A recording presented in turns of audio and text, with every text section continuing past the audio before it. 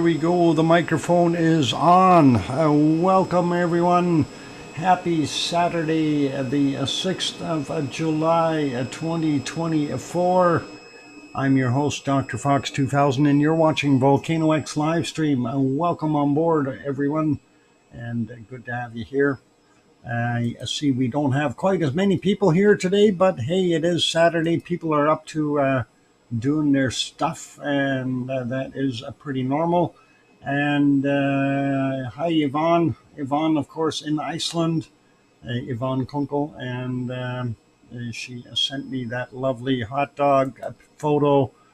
It really makes me envious of not being able to get one of those. The taste is unique, and there's just nothing over here like it. So that is what I am drooling about right now. Thank you, Yvonne, for sending that in. That is awesome, and that's what they look like. So, yep, it is what it is, you guys. As far as activity and being eventful there, we don't see too much going on today, and not much really to really report on. So let's get at the basics. I want to say hi to everyone. We'll do that as we're going through stuff here. So I'll start out by saying hi to Yvonne, of course, and Adele and Alba Girl and Hermine and Fluffy and Henry and King Cullen and Mars 2028. I got Adele already. Sue is here. Welcome, Sue. Henry on board. Gabby is also here. We got King Cullen already. Adele, we got. Okay, going up the list here, looking for more. And looks like Lucien is back. Good to see you, Lucien. And what else we got going on here? Who else is in here that I may have missed? Sometimes people just pop in, say one line, and disappear. So trying to scroll up a little bit, look for others, and not seeing too many. I'm sure if you speak up, like Dennis or somebody, we'll say hi to you. Right, Dennis? Let's see. Piggy, are you still here? I hope Piggy's still here. And Barbara popped in. Good to see you, Barbara. And welcome to our moderators, Arizona Snowman and Piggy and Sue and Yvonne Kunkel and Grandpa Bob, C&D Boy, and Siggy and Agura and Gary at 24/7 Live, AZ Skies, amongst others. So welcome, and hopefully the moderators are all good. So hope everyone's having a good day. Anyway, looking at our harmonic tremor chart here. I don't know, did I hit the refresh button? I've been yakking so much I forgot. Anyway, looking at our magmatic, our purple color, and we did see an uptick earlier in the wee hours, and then it did a little dip and then back up around noonish, and then slowly back down here. Not sure what's going on. Seismicity doing about the same thing. Well, it peaked around noon and dropped off again somewhat. And the same kind of build up happening with our tectonic line. And we do have a few quakes in the area, so I'm surprised we're not seeing more nasty spikes in here with the little quakes. Anyway, getting over to the uplift portion, I am going to refresh that as well. I took a look at it earlier today, and steady as she goes. And we are back on a smooth upward trend, as what we can see here. And hi, Piggy, there you are. I was hoping that you'd pop in. Anyway, and that's what we got going right now there as far as the upward trends. And hopefully we'll see what's going on. I don't know what's going on with my studio screen here. It doesn't want to behave. It keeps on buffering. And I keep thinking, hey, what the heck is going on? My system's not working or something, and it keeps wanting to cut it down to 144 instead of leaving it up there and with the higher quality. Kind of weird. Anyway, looking at things, though, like I said, we are on that upward path. And at this rate, if it keeps going at that same level, it will not take long for it to reach the threshold of that previous eruption. And of course, more quakes towards the east now. Yeah, that's what we're about to look at. And this is something where I'm wondering if, Yvonne poking around Fragerveld area, if she knows something that we don't. Yvonne, spill the beans. What's happening? Anyway, let's take a look at those quakes and see what's going on. So, obviously, not that many quakes. When we've had 47 in the last 12 hours, and kind of makes a person, she's been poking at stuff. These are directly resulted from Yvonne poking the ground, and the 0.51 and the 0.41 here. They're not that big because she poked the ground before she got her hot dog, put it that way. So, she didn't have the strength to do it. But almost zero in the region of Grindavik. Well, right close by, there are none. So we do have these ones here. Let's just start out in the water, though. Near LD, we have a 1.2, 4.8 clicks down from 1254. Then we got this little grouping or swarm, if you want to call it that. And we'll start up at the top here. 0.4, 6.6 clicks down, 1242. The 1.1, 9.4 kilometers down, 1237. 1251.8, 9.8 kilometers. Let's try that again. 9.4 kilometers down. Oh boy. This my dyslexia and popping between numbers, trying to read too fast doesn't work. 0.7, 11.5 kilometers down from 1255. 1.6, 8.8 clicks down from 1239. And from a 1301, a 1.9, 8.5 kilometers down. And that is, of course, just to the western side of the plate boundaries. Moving up, as we said, nothing directly in the Grindavik, Schwarzengi region, nothing happening there. And, even with the influx of new magma, you'd think that there'd be something showing up. This one is a 0.51, 7.6 kilometers down, 948, about the time Yvonne got over there. And then she managed to get back over to the other side there near Siggy Fisher at 21 minutes after 10, and it was a 0.41. And I just don't know how she managed to poke the ground so it shows up as a 10.5 kilometers down. Yesterday we accidentally poked K-Lear. Oh no! Oh, that is not good. Speaking of K-Lear, we got some shots that Yvonne came up with from K-Lear, and we will show those. Just a small shaker. Oh boy. Oh boy. There we go. Which one was it? Let's put it on 12 or 24 hours. Maybe we can see the shaker. We don't see anything directly in that area. I wonder if it was this 0.42 from 1218 yesterday or today.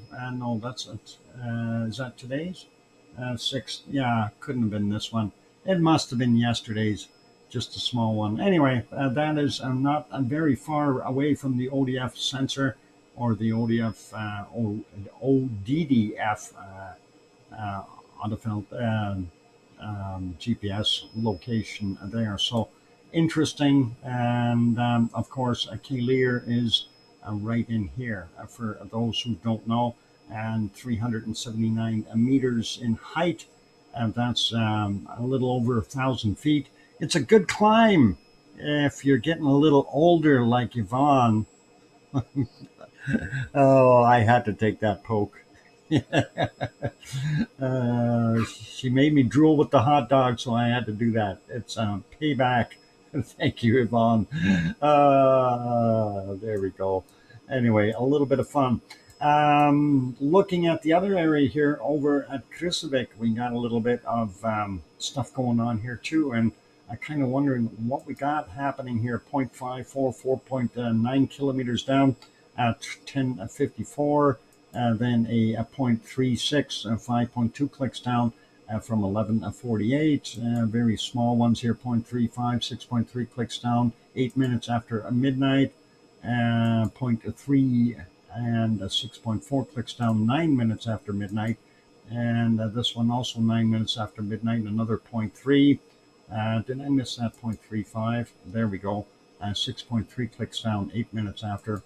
And a 0.89, a little deeper, 8.4 kilometers down from 6:32. So interesting to see those, but we always see the activity there at Krusevik and Kliforvatn Lake area that is very susceptible to quakes in that region. Moving on a little bit further, we do see this one. It's 0.4, 6.2 clicks down, 320, hang on, where did we go? 323. I want to move this back to 12 hours, so get rid of some of those extras. 0.07, very small, 5.9 kilometers down, 1225 for him, and a 0.44, 5 kilometers down from 1144. And leaving those be, I'm moving over a little bit. We got a 0.37, a 0.4 kilometers down, 1302. And then we've got a couple over here. It's a 0.41, 7.1 kilometers down, and 11:58 is the time at Torfajökull, and the other one is just on the edge of that system, a 0.02, 3.7 kilometers down from 10:56. And nothing down at Eyjafjallajökull, and nothing at Katla. Moving over a bit more to the east, and we see this one, a 1.2, 400 meters down, and that's from 13:56. The other one here, 0.32, 2.9 kilometers down, 11:44, and 0.48, 7.2 kilometers down, 10:09. Moving up a little bit more, this is Askja. We don't have anything at Bardabunga, so this 0.48, of course, is at what is that at? Grimsvatn. Yeah, there we go. I had to look that up. Boy, I'm not doing so good. I am taking that medication, and my back does feel a lot more relaxed, although I do still have stiffness and pain. So if I seem a little edgy or out to lunch, that's probably the medications. They also make you mumble and cause trough bubbles, and you start talking backwards or balking backwards, getting my emerge wixed. 3.2 kilometers down, 1025 for that guy. And this one is a 0.2, 1.9 kilometers down from 1427. And then up in the water again, a 0.7, 1.9 kilometers down from 1927. And that's it for the 12-hour quake limit.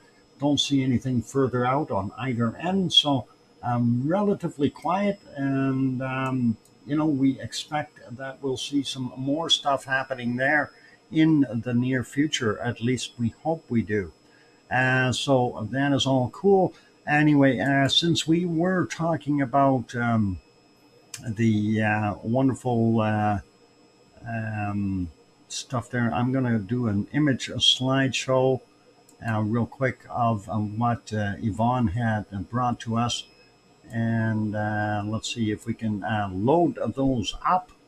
And where the heck is my thing to load them? Slideshow. Yep, we got the slideshow. Add, and there's what I'm looking for. And we'll get in here and add those photos, and I'm hoping that it puts them in some kind of a reasonable order. But we'll see what we can do here. So starting from there to about there, and I see it doesn't want to put them in order, so that's okay. and we'll see what we can do there, and we'll give them 4 seconds each and hit OK, and we'll make it a little bit bigger there.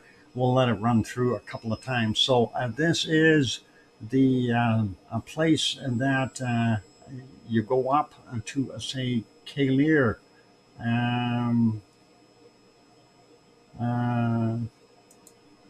all right, so yeah, this is pretty awesome. Um, yeah, that is a pretty good climb there. Very cool shots, and yeah, that is a kind of neat to be able to see everything. Question for you, Yvonne: did you sign the guest book up top? Just wondering. Doc was too long focusing on Reykjavik, so he uh, forgot that there were other volcanoes. What? There's other volcanoes? Where? Yvonne, I didn't see any. All I know is there's Reykjavik, and then on occasion this thing called Etna. Oh, anyway, some awesome shots from Yvonne showing her adventures and climbing up Kalir. Nope, a colleague, the colleague did. All right, no worries. As long as somebody signed it and did the thing, that is very important. So, very cool views, and thank you for sharing that, Yvonne. Appreciate the images from on top of Kalir. They know my face. Oh, and that's the way it goes. All the smiles. All right, let's leave the slideshow. We're running through it a couple of times there. And again, big thank you to Yvonne for um, sending those shots in. Gives us a little bit of a perspective from boots on the ground. And that is always a nicer part, especially when you know where that individual was traversing, and you could see it from the camera views that we've got. Well, we don't see her going up there, but from the camera views we can see Kalir, and also having driven by it, and on the highway you can see it from the highway fairly well. So pretty awesome that way.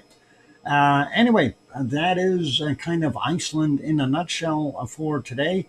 And of course, I did change the views slightly.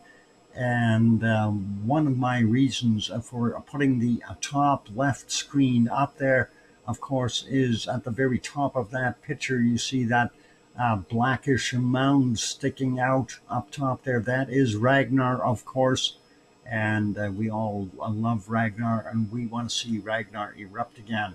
So Yvonne promised that she's going to load it up with lots of TNT, and we're going to get some explosive eruptive activity there soon.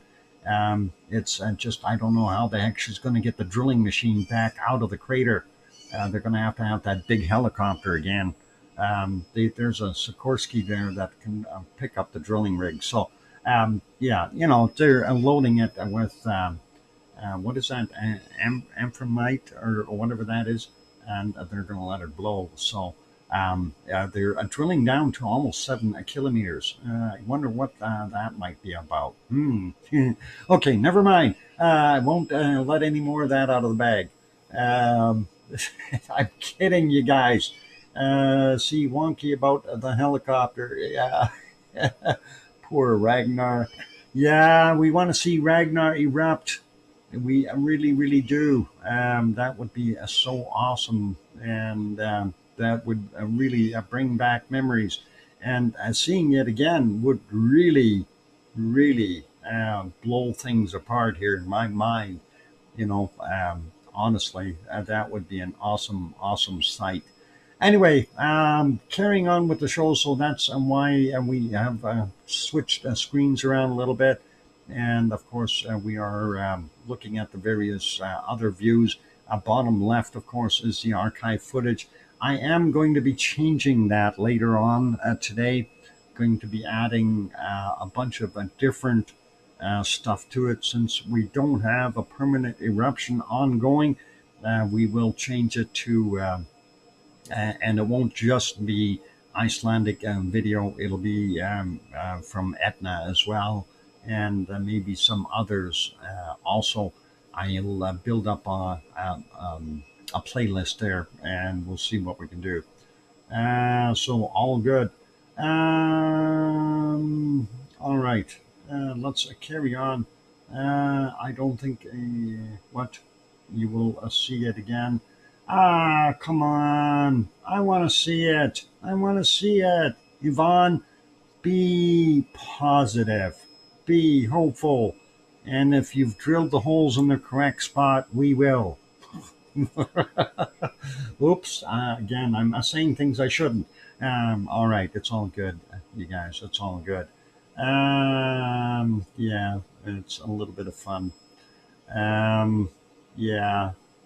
Meaning stink. What? I wasn't clear on Mars. Oh. Um. Little. What? Lift the drill and end up trying to lift a Ragnar. Nah, you won't lift Ragnar. Ragnar's way too heavy for that. Anyway, and welcome.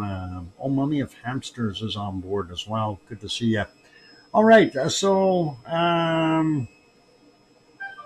the cat is attacking the dog. Oh no. What? Only if the fissure reopens, but it won't be the original Ragnar. Yeah, it's just like we have Sunny and Sunny B. Okay, same kind of an affair since our last eruption. Basically, the a new fissure tore right through Sunny, and I kind of did that as well, and that's something to keep in mind. So it can happen, and well, we hope that maybe in the future we will see Ragnar rekindled, and that kind of thing is it is possible. I mean, obviously we've seen it, so there's no question about that. It's just it can be a rarity to see something erupt twice or three times or four times. The more progressive stuff going on, and the more interesting it gets. And actually, we have another a good chance if on the next eruption here that it may follow that same weak path that we have already there in the Arakans, east of Schwarzenegger. So it will get bigger. Yeah, that is something that we get to be a little bit of afraid of. So if it does get bigger, we already know in some of the areas that it has opened up some fairly wide chasms, and then the eruptive material coming out of it. And if that indeed happens, it's going to be very, very interesting to see. And as we watch the progression, and it's like every eruption has a little longer waiting period and has more magma building up within that chamber. So within the sill, and on this last one, we've seen that it went a lot higher than the previous one. So I'm expecting this next sill fill to be somewhere around 23 to 25 million cubic meters before this thing pops. And, is this a possibility? Yes. Is it going to be 100%? We don't know. For all we know, we could have a couple rumblings and we could have an eruption tomorrow. Okay. If the conditions are just right and the movement is just right, all of a sudden we'll have a magma propagating to the surface. But that does take time. Quiet for now. Yep. Awesome. And it's an interesting, adventure, and we can hypothesize about what will happen in the near future. But again, we're not 100% sure because we don't have all the pieces to the puzzle. We know we have magma the inflow is happening. We know we have uplift, and we know that if it continues, the pressures are going to build, and it's going to happen if that continues. So things to ponder. Anyway, before we go on break, I think we can take a quick look at Hawaii. If I can see what Hawaii is doing. I don't know if the USGS has their live up or not. No, they don't. Streamed 4 days ago something. Why is it not showing me anything live there? So USGS is not streaming. How come it says 4 days ago? We watched it live yesterday. What the heck is going on? Things that make you go, hmm. All right, let's go over here. And that is Halima crater. That was yesterday's shot. Let's take a look today. And there you go. Gives you a pretty good view of looking from the west to the east of Halima crater. And that's basically Kilauea. And it is huge. And of course, we are seeing some small areas of degassing. Nothing crazy. A little bit on the walls yet here over on the north side of the crater, and it might even have a little bit of gas coming up top here.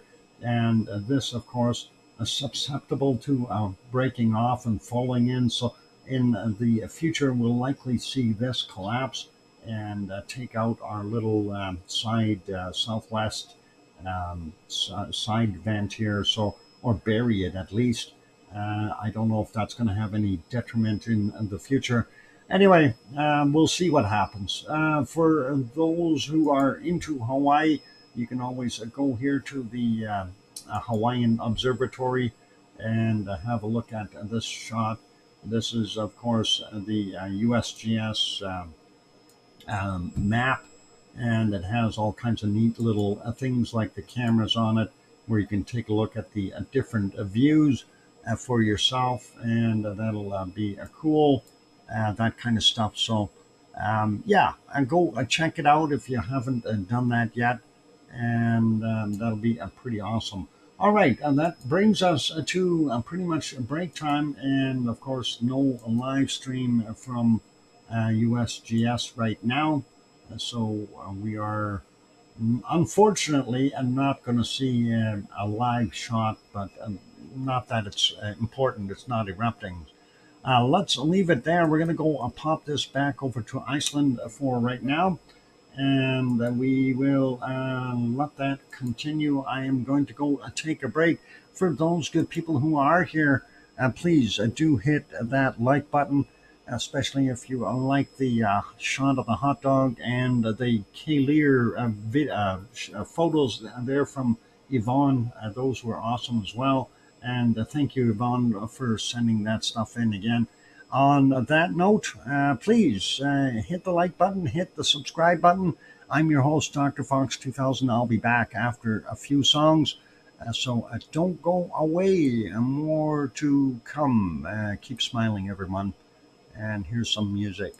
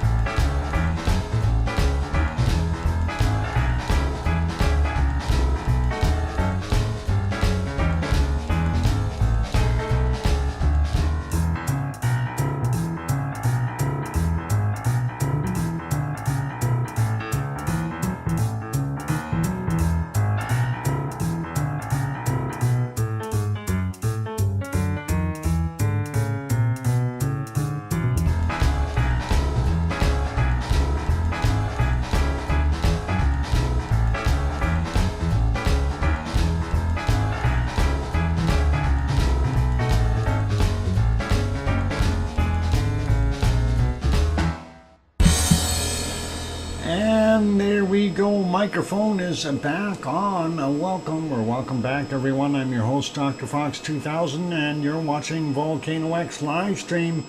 And yeah, speaking of those, Harry came home with Larry. That is interesting there, Piggy. And we're going to have a look at those pictures in a second here. But yeah, thank you for the welcome back, Sir Mars 2028, and Sue, and Alba Girl, and Hermione, and Fluffy, and King Colin, and Yvonne Kunkel, and all good there. So very cool. Yeah, just to take a second out here. Thank you, Piggy. And we'll get these pictures. I have to save them first.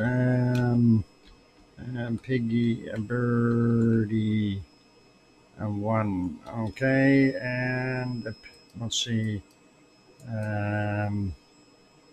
All right, Piggy. Oh, I gotta do that the other way. Oh, hang on.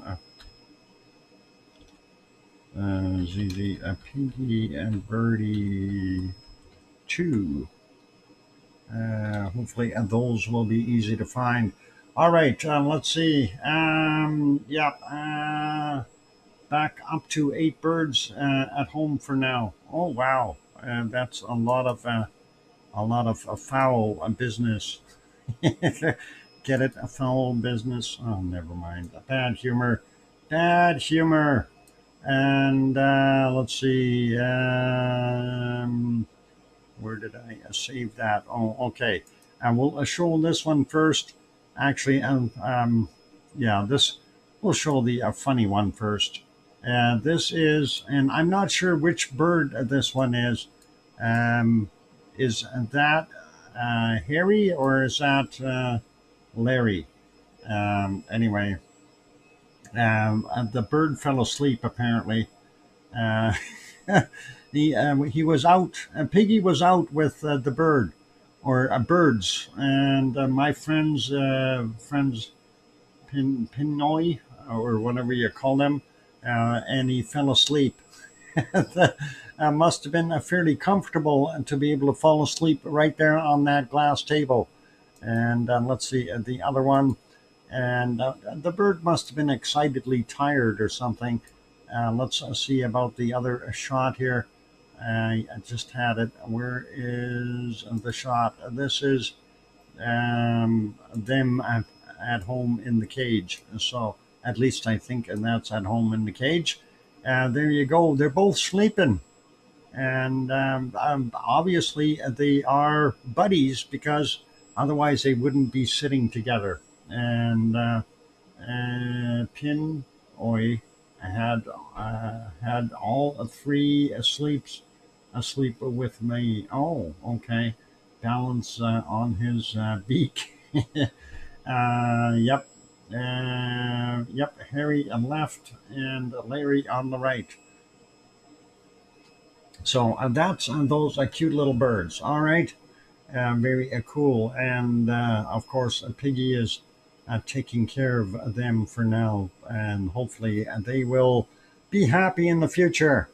And let's get those off the screen and carry on with the show. So thank you, Piggy, for sharing those. And I'm still drooling. I want one. Oh, never mind. Let's get rid of that. And before I get too far, Harry and Larry are same clutch. Oh, okay. So they're a brethren or sisterin or siblings anyway. That is awesome, Piggy. And they feel safe together, I guess, for the most part. You're drooling everywhere. I'm sorry. I can't help it. It's when every time I look at it, and there's more drool flow. Okay, let's leave that be. All right, let's carry on with other stuff, and we will. Yeah, the hot dog picture is compliments of Yvonne, of course. So making it slippery on the rim. Yeah. All right. Time to do some more work. And after that, it's bedtime. Thanks for another great stream. Dr. Fox, Mods, Lavaliers, and Lava Family. Have a good day/night, everyone, and enjoy the rest of the show. Thank you, Yvonne. Take care. Thank you for sharing those wonderful photos. And hey, if you happen to go climb up on the edge of Ragnar, please take some shots from the inside. I know, you're getting so old, it's difficult to do that, right? Hey, but if those other clowns can do it while it's erupting, you might be able to do it without it being in an eruptive state. Anyway, get some sleep there, Yvonne. Rest well, and all cool. Okay, let's carry on. We're going to go to our next volcano or volcanic activity, and I'm trying to locate it. It is not very visible right now, unfortunately, and that is our wonderful Popocatépetl in central Mexico. This is about 70 kilometers southeast of Mexico City, and right now in clouds. Unfortunately, if we go back in time, it was even worse with weather. I can't talk today. And let's see, if we get before the clouds, that's what it looked like. Still a lot of snow on top of it for some reason, and not a very good or encouraging weather. Anyway, we do see the white plumage coming out of there and giving us a pretty good sense of it is a degassing. And a little earlier, 7:12 this morning, that's about what we were seeing. And going back a little further, we may be able to hit golden times here. There they are. And that's at 6:13 a.m. Beautiful shot of the sun rising and the volcano degassing. So pretty awesome. One thing, though, that I did notice during the night, I did go back a little bit, and I was trying to see. There's a UFO right there, gone. Okay. Anyway, I'm looking at how well lit this is. Yes, there is moonlight, but there is also a lot of lava glow from underneath. So we definitely have a caldera filled with fresh lava that is lighting up the flow here, or the gases as they are coming out. And it doesn't matter where we go back to. This is just about at 4 a.m. Very well lit, so we know that there is a lot of activity there. And then prior to that, the cloud had come in so bad and basically buried everything. You could barely tell that the volcano was there. So kind of makes you go, And then this was really bad weather there. So let's put that one back on live. That is Popocatépetl, central Mexico. And that's what we're seeing right now. So let's leave that one be, make it smaller, go to our next one. And this one, of course, is a Fuego. And yep, a Fuego in Guatemala seemed kind of an affair where we don't see a heck of a lot out of it right now till we go back a little bit. And there we go. That is 7:45 a.m. We can just see the top of the caldera and some gases coming out, and possibly some previous eruptive activity. We'll find out if that's what it was doing, and it does indeed look like that is what it was doing. So there we go. At 6:25 a.m., you've seen that, and a very dark material coming out, and quite a large volume. So again, we know Fuego has been active, and it continues to be active. And that is what we've got. Let's see if we can see some nighttime shots. This one might work here. Let's see, right around here somewhere. If we can back that up a little bit, we'll see the whole thing. There's also some photographers there and some lightning in the background. So we know they had a storm off in the distance, and you can see some lights over here. That's the photography guys doing what they can to get their best photo ever, right? Anyway, and that's some wonderful bacon sliding down the sides of our wonderful Fuego there in Guatemala. Let's see, we have another one of these a little bit earlier, and that one had some cloud in it as well. But yeah, let's see. Yeah, as we see it going down the hill here, I'm expediting it and moving it along 5 seconds at a time. So And here's another one, kind of a different pattern, but still doing its thing. And one more here. Actually, there should be a couple here. If we back that up a little bit, it was like a double or triple whammy where it popped and threw out a bunch more of that lovely lava and bacon bits and everything else. So you can see some of the heights of these trajectories going out to all directions, really. And you can see the lava bombs hitting and spattering, that kind of thing. So pretty awesome to see that. And then, of course, more lightning in the background, as we've seen. It's either that or it's UFOs shooting at each other. I have no idea. Anyway, that is our wonderful Fuego in Guatemala. Let's put that back on live, make it smaller, and let's have a quick look here. And Dennis is here from not Hawaii. Let's refresh this. This is a Conception volcano in Nicaragua, and unfortunately covered by a cloud hat. And that is all we can see of it right now. We know it's in there somewhere, and don't know how much is actually pluming out of there, but that is what we got. Let's carry on. We'll go a little further south from Nicaragua down to Costa Rica. And yep, this lovely image is not there. That's supposed to be Rincon de la Vieja. We'll check on it in a minute. Oh, hang on, it just appeared. Yep, Rincon de la Vieja. You can actually see the caldera today. You can see it's definitely degassing, and it's going away from the camera, so we have a reasonable visibility there in the jungles of Africa. No, jungles of Costa Rica. The rainforest actually is what we would probably call it, better suited anyway, with of course volcanic activity. Looking pretty awesome. Next one is Poaz crater, also in Costa Rica, and there it is, definitely visible. And very acidic water. Do not go there to take a bath, and that would not be good. But yeah, that's what we got going on there. Very happy we can see the darn thing, and all the way around you can see the edges of the crater. Again, that is a Poaz crater in Costa Rica. Let's go a little further south, and we're going to go down to Colombia, and Parisi is the next one on our list. And unfortunately, some cloud in front of Parisi. We know that it has a huge caldera up here. Unfortunately, we are unable to see it due to clouds once again. Not a surprise, but that's what we've got. Let's continue on.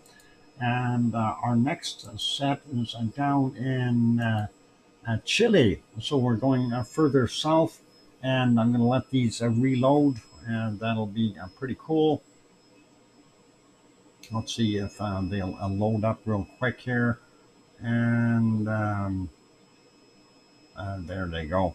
All right. So first off on the list, we've got Laguna del Mole. And as you can see, just loads and loads of snow up there. So very interesting to see how much snow there is. I'm glad it's not here. Okay, let's go to our next shot, and that is Villarrica. And as we can see, some of that snow has been tarnished and dirtied by a lot of the volcanic ash that's coming out of there. So that is a very good indicator or evidence that Villarrica is continuing to be active and throwing out dirty stuff. And that is a very cool. Get it? Cool. Snow. Cool. Never mind. John Raper's here. Welcome, John. And let's see what the last one will bring us. So this is Villarrica, central Chile. And the other one here, well, we've got clouds in the wrong place. Right in here where we need to see it. Anyway, this is Puy Hoi Cordon Cule. And that is the shot that we've got. I think they've changed that shot a little bit. Actually, yeah, I'm wondering if they've moved the camera just a tad or something. But nonetheless, we do see it on the ground level, but we don't see anything up top. So we see herds of cows moving around here as well, and that is interesting. Boy, those cows move quickly. Anyway, let's leave that for B, and that is our wonderful chili. And we're going to put this back over onto a Popocatépetl, and I think we'll go back over here to our wonderful Iceland and get ready for the break. For those good people who are here, if you have not yet considered hitting that like button, that'd be awesome. Give it a quick bop, it'd be really cool. And also, if you have not yet subscribed and if you're enjoying the show, by all means, hit that subscribe button. That'd be cool too. Thanks, Doc, and mods and lavaliers. Good night. I'm sleepy today. Okay, Alba girl, get some rest. Last night after the show, I basically fixed things up, and I went and laid down on the bed with the intentions of waking up in an hour. I took my cell phone, set the timer on it, and somewhere along the way, I turned off the timer, and I slept, and I slept, and I slept, and at 4:30 this morning, I woke up. So that's what happens when you take some muscle relaxants and try to calm your back down. And yeah, that's exactly what ended up happening to me. Is I slept for a while.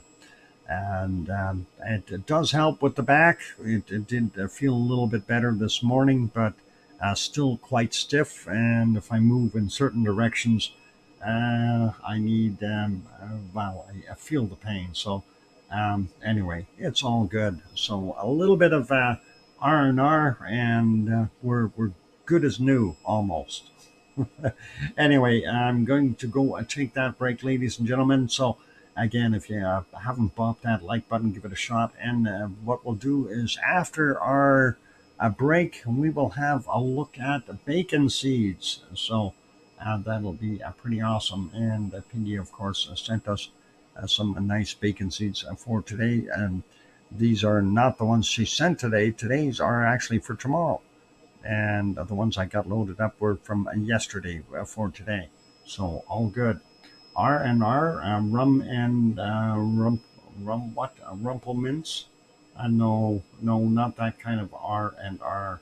It's more like rest and relaxation. Okay, Dennis. And rum and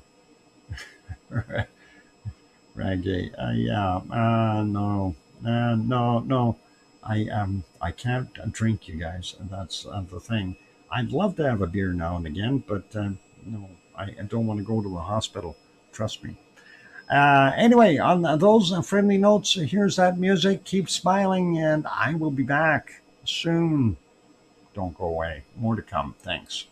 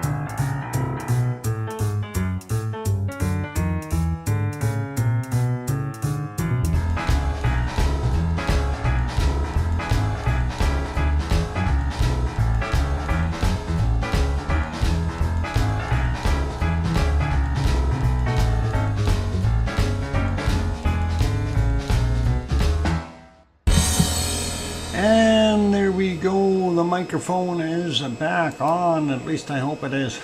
And welcome back, everyone. I'm your host, DrFox2000. You're watching VolcanoX on live stream. And thank you for the welcome backs there from Sasha and Sue and King Colin and Henry Nelson and a bunch of them up on the top here that are doing the welcome backs before. I have to scroll up to see those. Don't do that. It makes me work. Thank you, Hermione and Fluffy and Dave, who's not here. Anyway, all good. Thanks, Barbara and Dennis as well. Appreciate that. All right. Let's see what we can muster up next here. Hang on. It's bacon seed time. That's what we're going to muster up. Piggy went to bed, so she won't hear what I'm about to say. Honey mustard and glazed pork chops. Oh, did I say that out loud? Oops.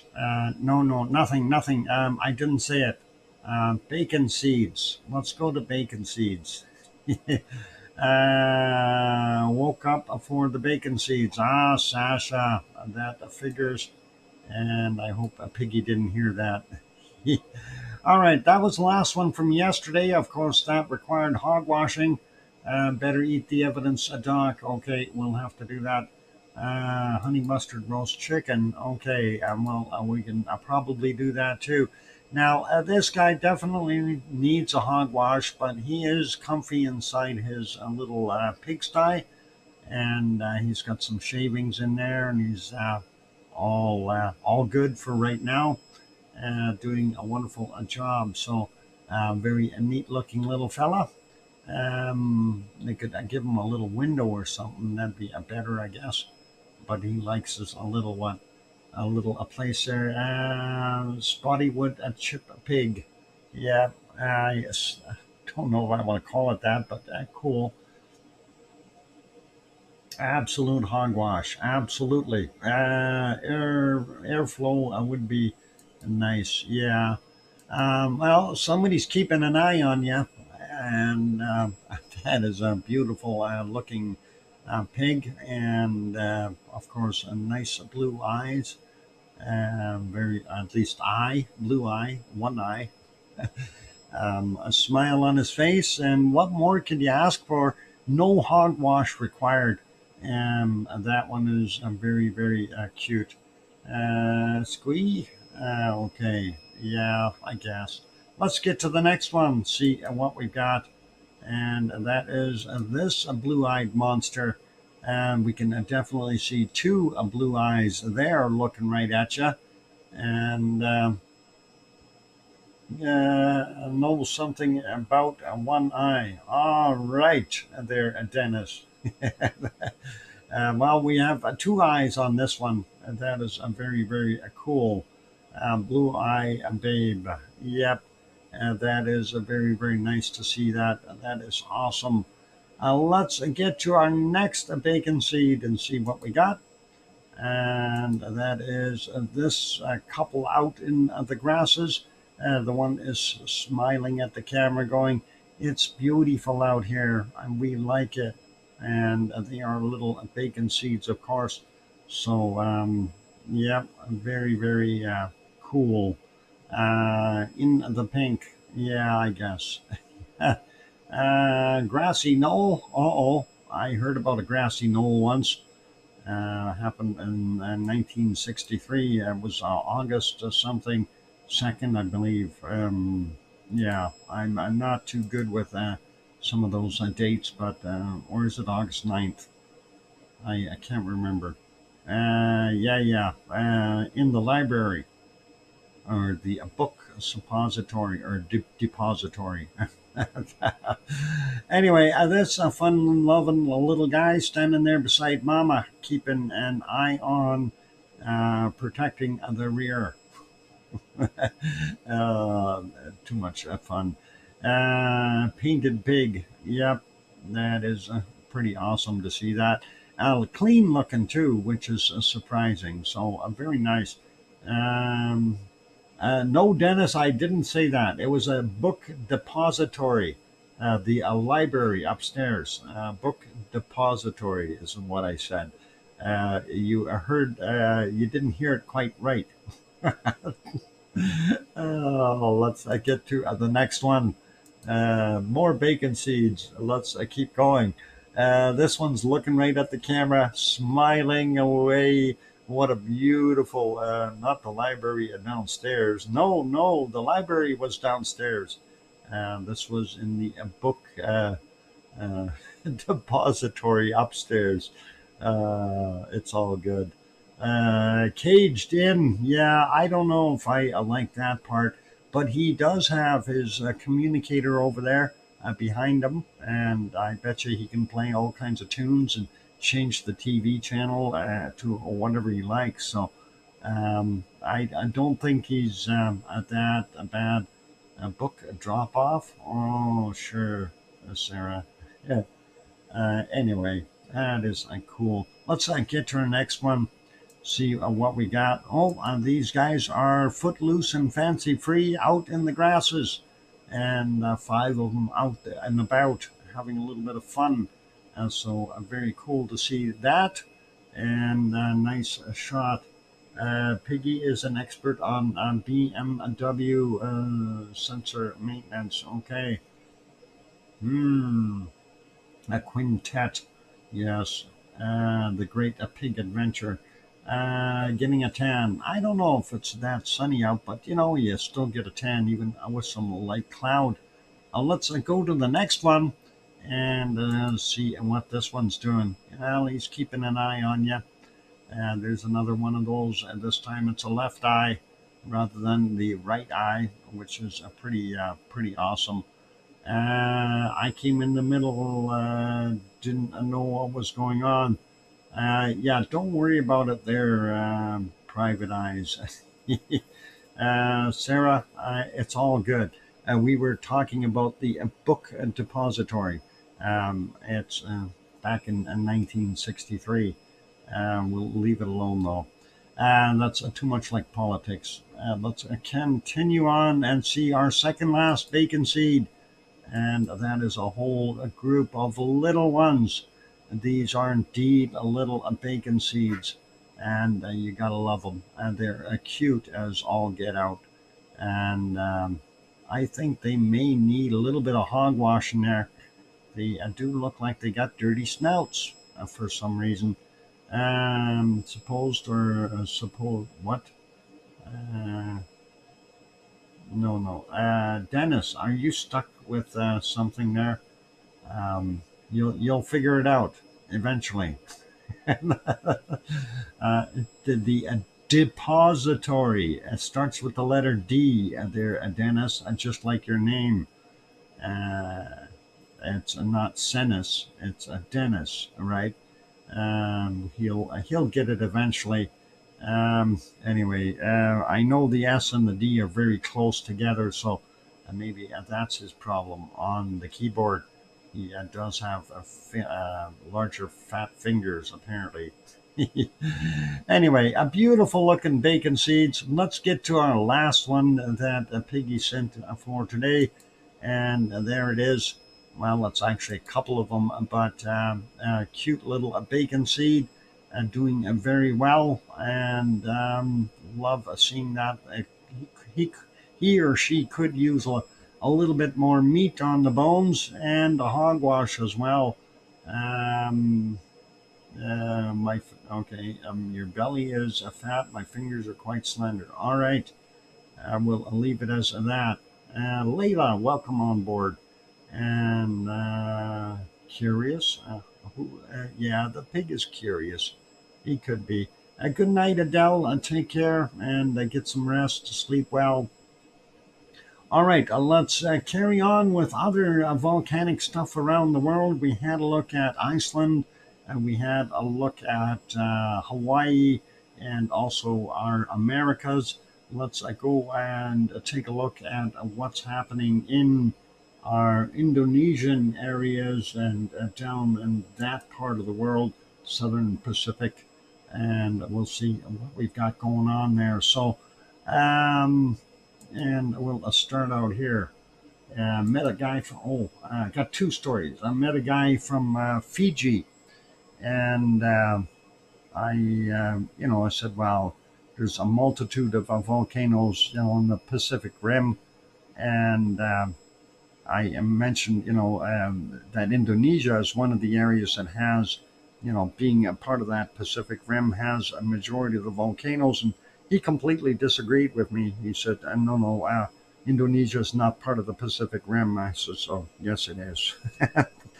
Anyway, it's all good. Anyway, we got Merapi on the screen. Oh, second story. All right, I was sitting here this morning loading bacon seeds, and I didn't realize the magpies stole all the cookies out of the thing on the balcony there. And Squirrely comes up in a tree, and very quietly, he's making noises at me, chirping kind of noises. Not very vocal at all, just very quiet. And I looked out there, and then I seeing him sitting there, and I said, "What's the matter? Did they take all your cookies?"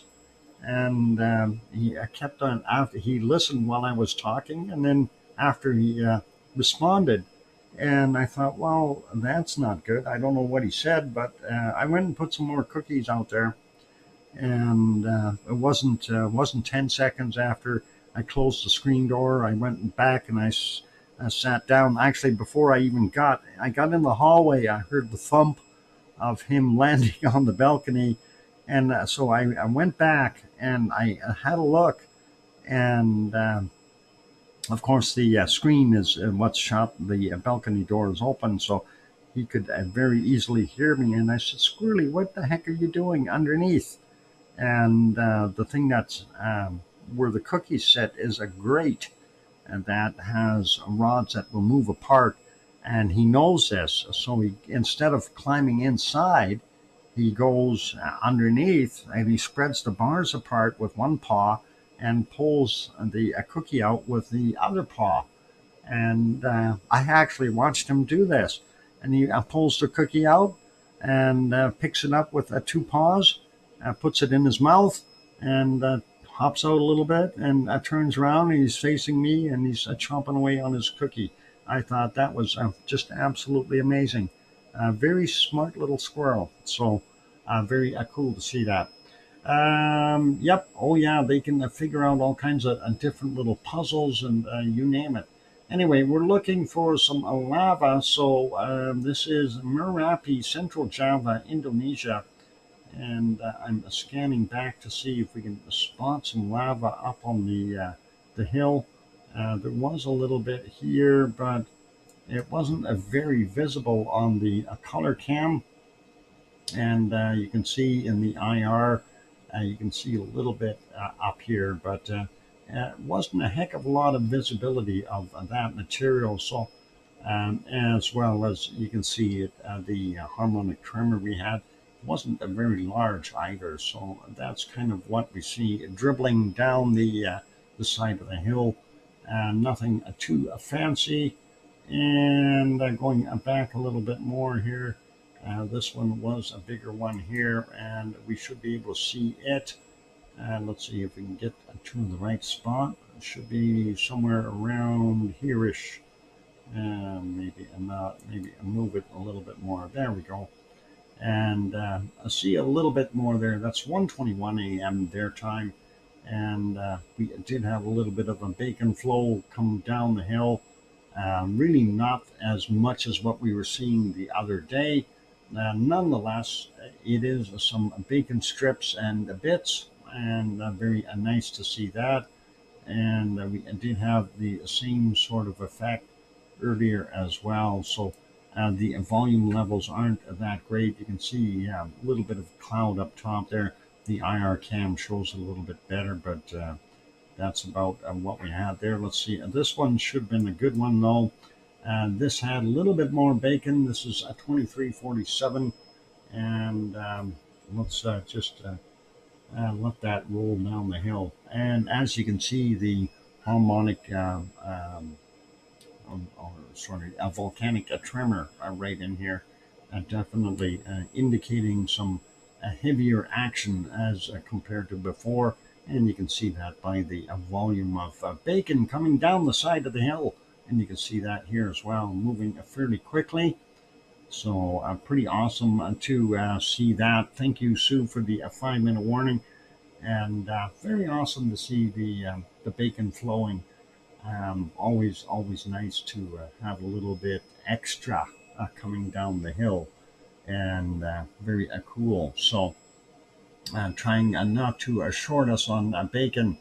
Very cool alien spacecraft on the ground background. Oh, the big fireball. You're talking about that thing there. Yeah, don't worry about that, DJ. They're just measuring things, and they're getting the recipe right. It's just like Sue gets the recipes for the ice cream, and well, they're getting the recipes for the humans. You have to cook the European ones slightly differently than you do the Malaysian and Indonesian ones, right? Different flavors, of course. Exotic foods for aliens. I'm kidding. I have no idea if they eat us. Yeah. Um, and they like guys with a little bit more on their belly there, Dennis, because there's more meat. Puts on tinfoil hat.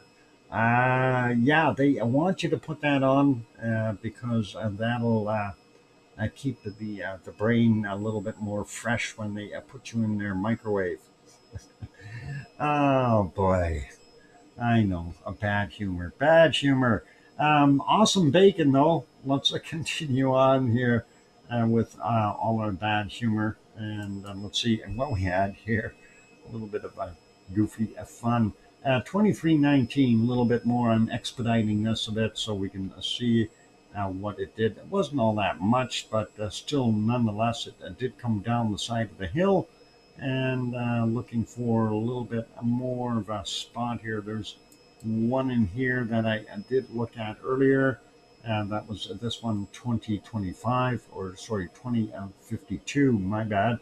A little bit more bacon there.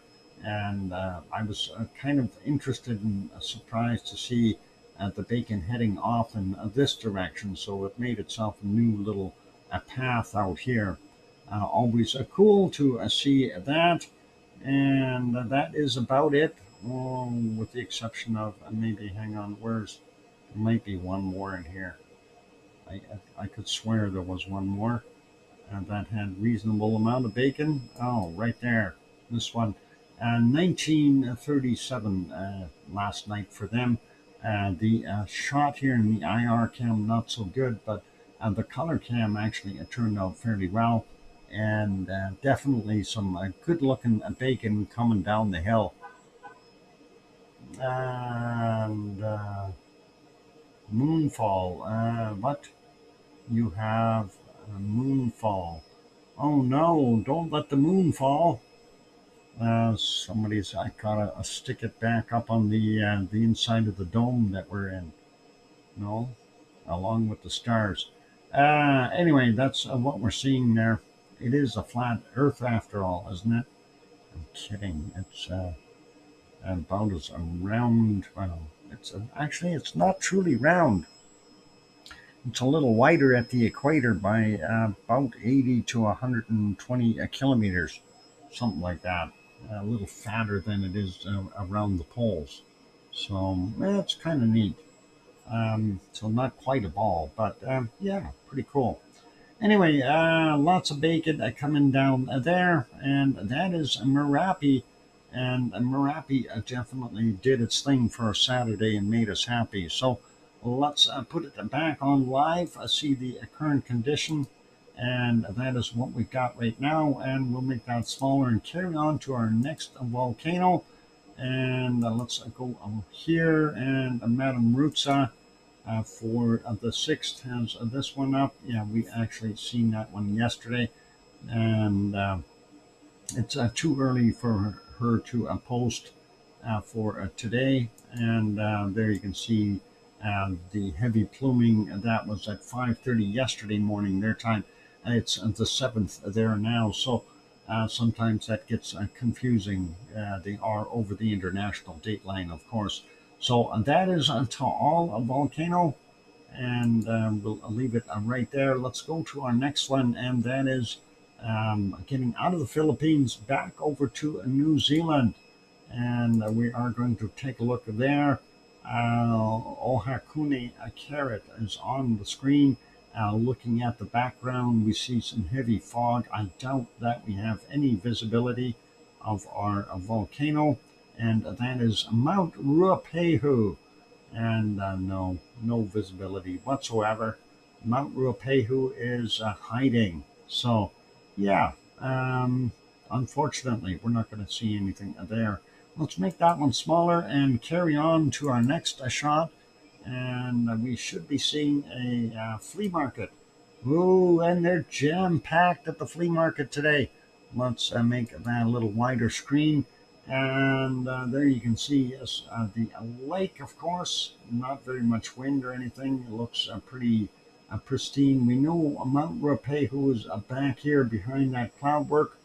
And, of course, the caldera for the volcano Taupo is the lake. So it is a super volcano, very, very large. Anyway, it is Sunday there in Taupo, and they have this wonderful flea market going on.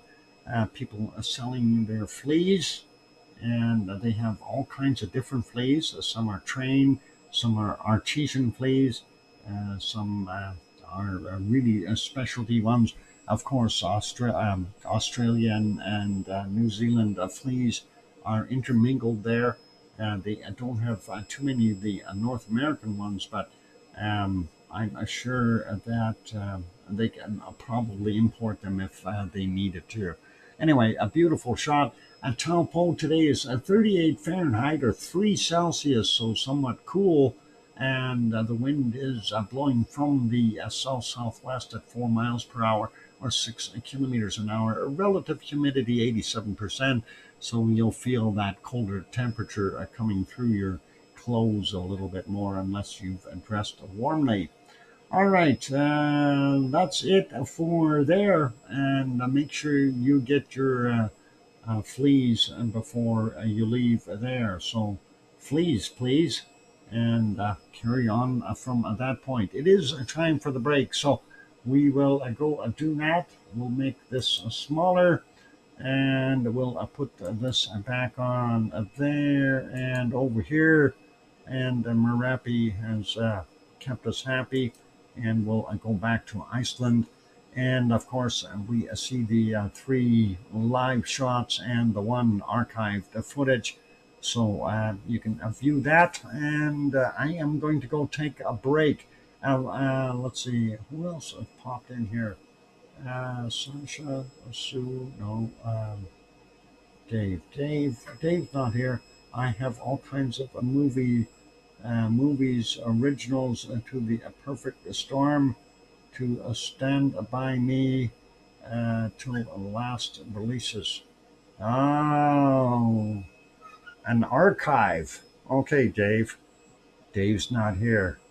He's busy watching movies. I'll be back. Hit the like button if you haven't done that yet.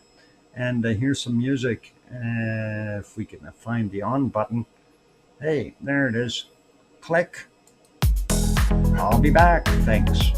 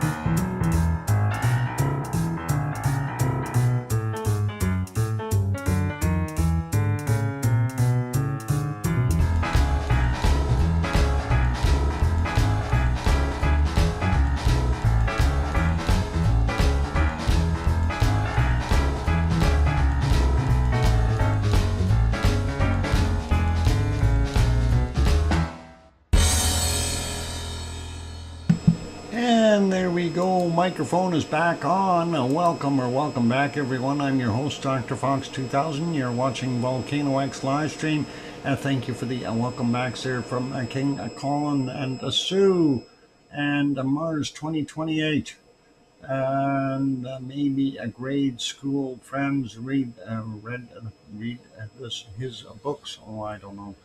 Thanks, Sasha and Barbara and John for the welcome backs as well. And some of the old movies, I think I'm back. Thanks, John.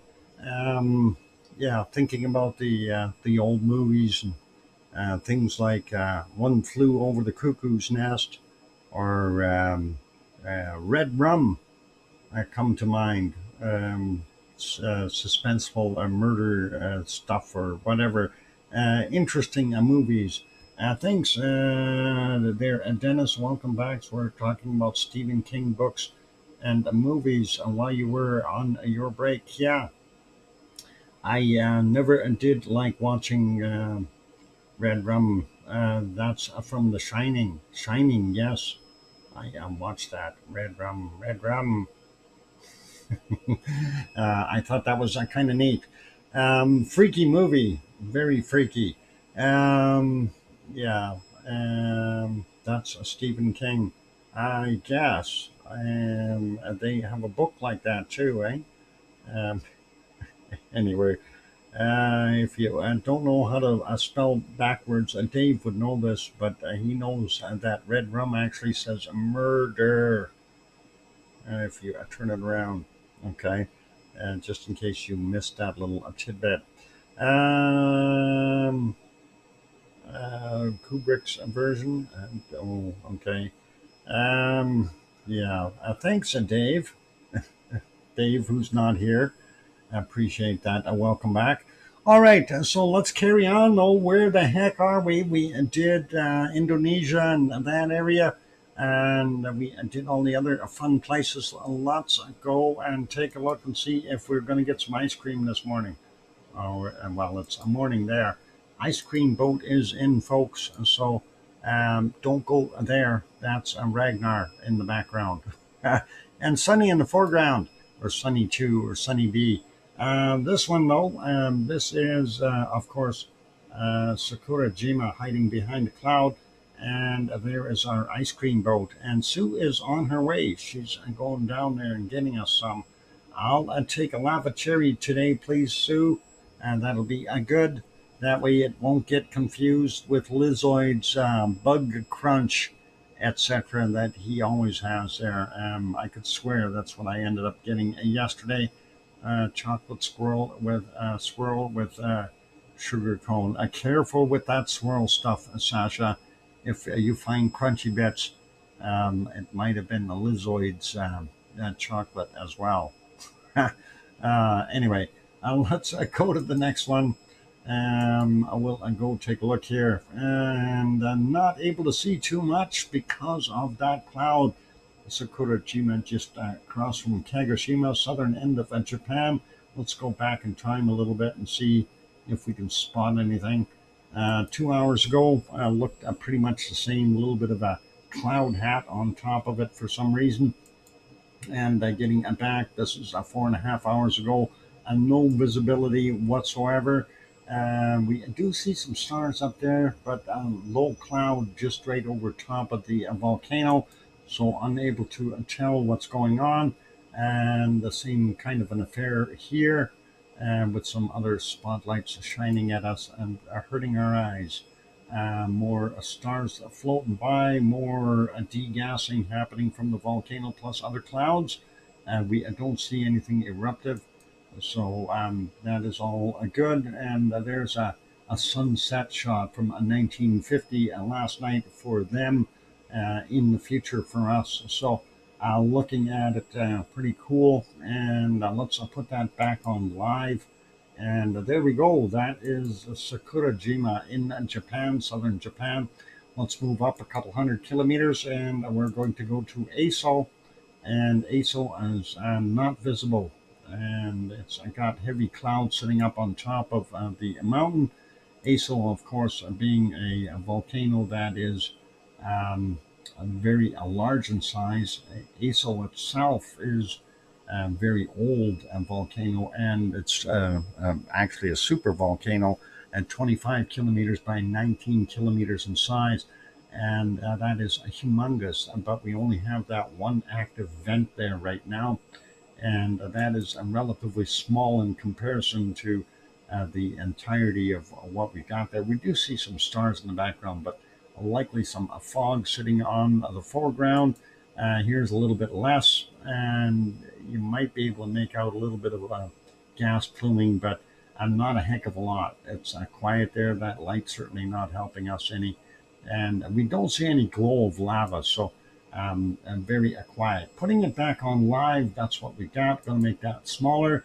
Head on up north, about 100 kilometers west northwest of Tokyo, and we get to Asama volcano, and it too is a little bit deceiving here with the amount of off gassing it's doing. Having the clouds behind there is very hard to tell what's truly going on. And going further back again, we've got more cloud behind it. We know it's degassing a little bit, but hard to tell how much is coming out of there. If we go back a little bit more there, you can see a little bit of a puff right in there, but again, too hard to tell. And then with this, we may have some suspect cloud that was moving in here as well, kind of obscuring our view. Further back, though, we do see a little bit more of that degassing going on.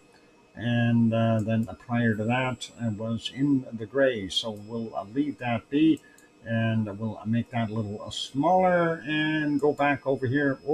Go back over here. And what did it do? It did something it wasn't supposed to. I will go click on here. The ice cream boat is still in, so if you haven't got your ice cream yet, you still have an opportunity to get down there. Thank you, Sue, for the lava cherry. That is awesome. And Lizoid, what are you having today for ice cream? I'm just curious. What kind of a bug crunch thing are you getting today? Hope that it's not going to get mixed up with mine. Anyway, all good. Let's see. Yeah, let's carry on. We'll go back over to our Icelandic views. And ice cream boat is heading out. So I hope everyone she hasn't got one for me. Oh, hang on. I think she got all kinds of stuff. Um, I thought she had the dried beetle and crunched grasshoppers for you. I'm not sure if that was a fact or not, or was it a dried dragonflies today crunched up? Could have been something like that. It was, I guess, a meal for you anyway. All good. Let's go over and see what we got there. Not much happening. And let's do something here. What are we doing next? Volcano report. How about that? And we'll do that. Volcano report for today. Well, actually, for last night's volcanic activity. We had 6 volcanoes on the list for late Friday's volcanic activity, and we'll start out with Luotabai Laki-Laki Flores Island in Indonesia. Volcanic ash to 10,000 feet or 3,000 meters reported at 2015. Next is Fuego in Guatemala. Volcanic ash emissions possible, reported 2130. And the next one is Semeru, East Java, Indonesia. Volcanic ash to 15,000 feet or 4,600 meters, reported at 2315. And next is Santiaguito in Guatemala. No volcanic ash observed, reported at 2330. And then Dakono, Halmahera Island in Indonesia. Volcanic ash to 9,000 feet or 2,700 meters, reported at 2345. And Reventador in Ecuador, recent, Requent? volcanic ash. What the heck? That must be a recent, not frequent. Volcanic ash emissions to 15,000 feet or 4,600 meters reported at 23:45. Hey, Sue, send him a letter. Tell him to spell more correctly, okay? Requent? Yeah, requent. What the heck is requent? Um, yeah, yeah, yeah, yeah. Um, yeah, I requent this. I requent that they spell things correctly. And okay, let's get on to the late. Occupy, requent, occupy. Yeah, okay. Uh, anyway, late Saturdays of volcanic activity. No, Saturdays, not late. It's today's stuff. From today, 8 volcanoes on the list. Let's start out with Kurymsky and Kamchatka Peninsula, Russia. Volcanic ash continuously observed in satellite imagery to 12,000 feet or 3,700 meters, reported at 15 minutes after midnight. And then a possible eruption observed to 15,000 feet or 4,600 meters, reported at 1,300. Next is Samancaya in Peru. Weak emissions to 24,000 feet or 7,300 meters reported at 5:30 this morning and again at 11:45 a.m. Next is Nevado del Ruiz in Colombia.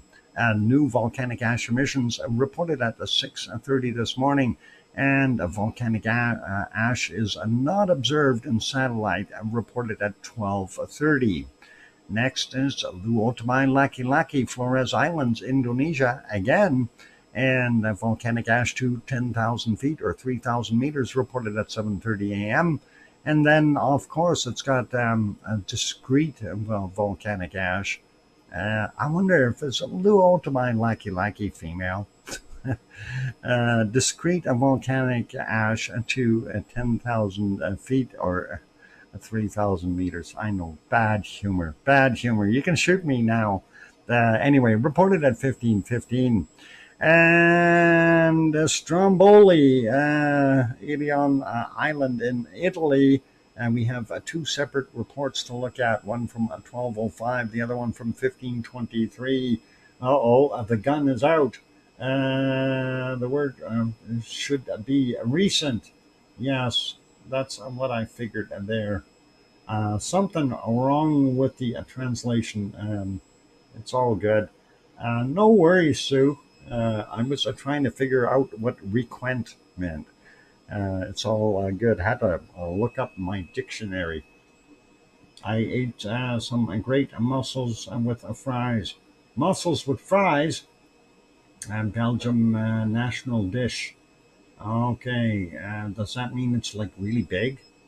Um, uh, Belgian, never mind. Bad humor. All right, we mentioned the Strombolian reports. And next is Ibu, Halmahera Island, Indonesia. Vona report volcanic ash to 9,000 feet, 2,700 meters, reported at 14:15. Next is Dakono, Halmahera Island, Indonesia. What a surprise. Also, a volcanic ash to 9,000 feet, 2,700 meters, reported at 17:45. So we have the two that we got to look at from our wonderful Stromboli. Let's have a peek at them.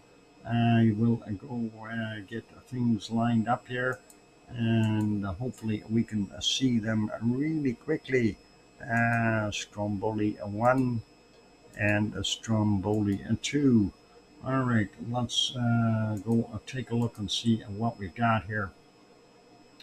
Stromboli 1.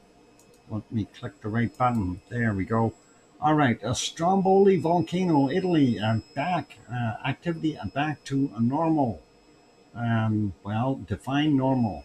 Anyway, there is what we're looking at.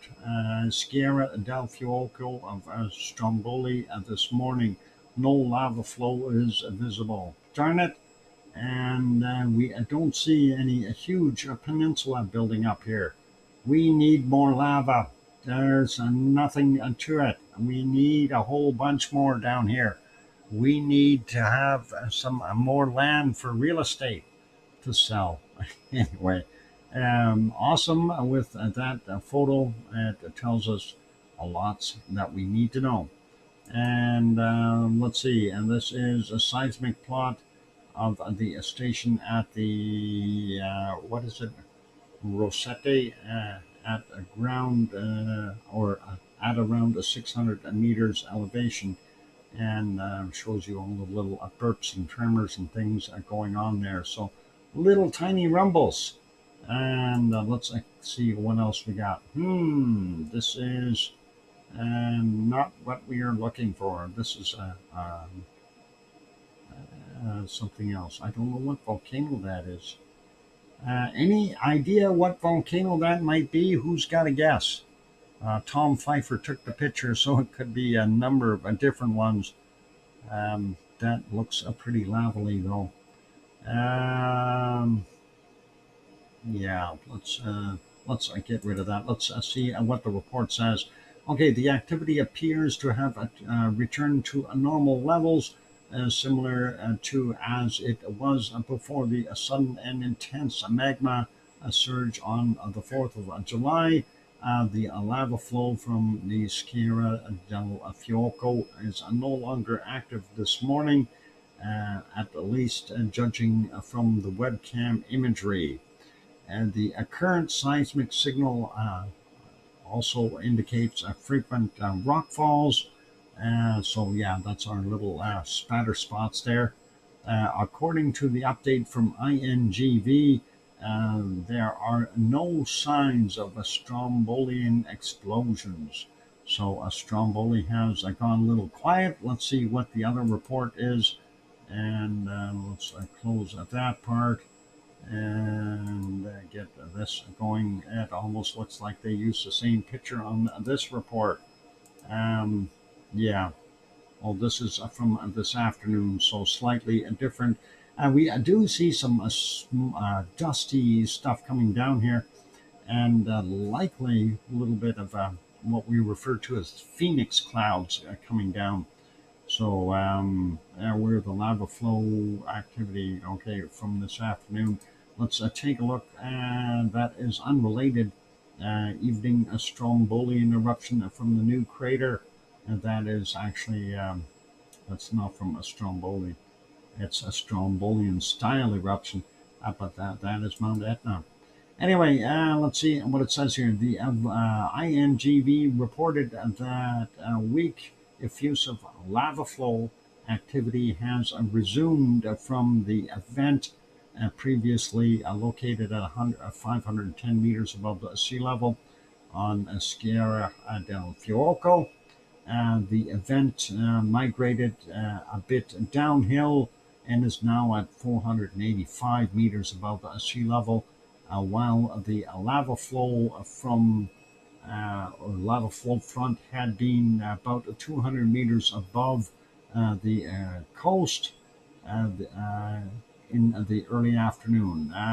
Blocks detached from the lava front, often rolling towards the coastline and reaching the sea, and in turn raising some phoenix clouds in the process as that stuff was flowing downward. So pretty cool. And it is time for me to go take a break, so we'll skip the rest of that stuff. And well, there is nothing more there actually, and we're not skipping anything.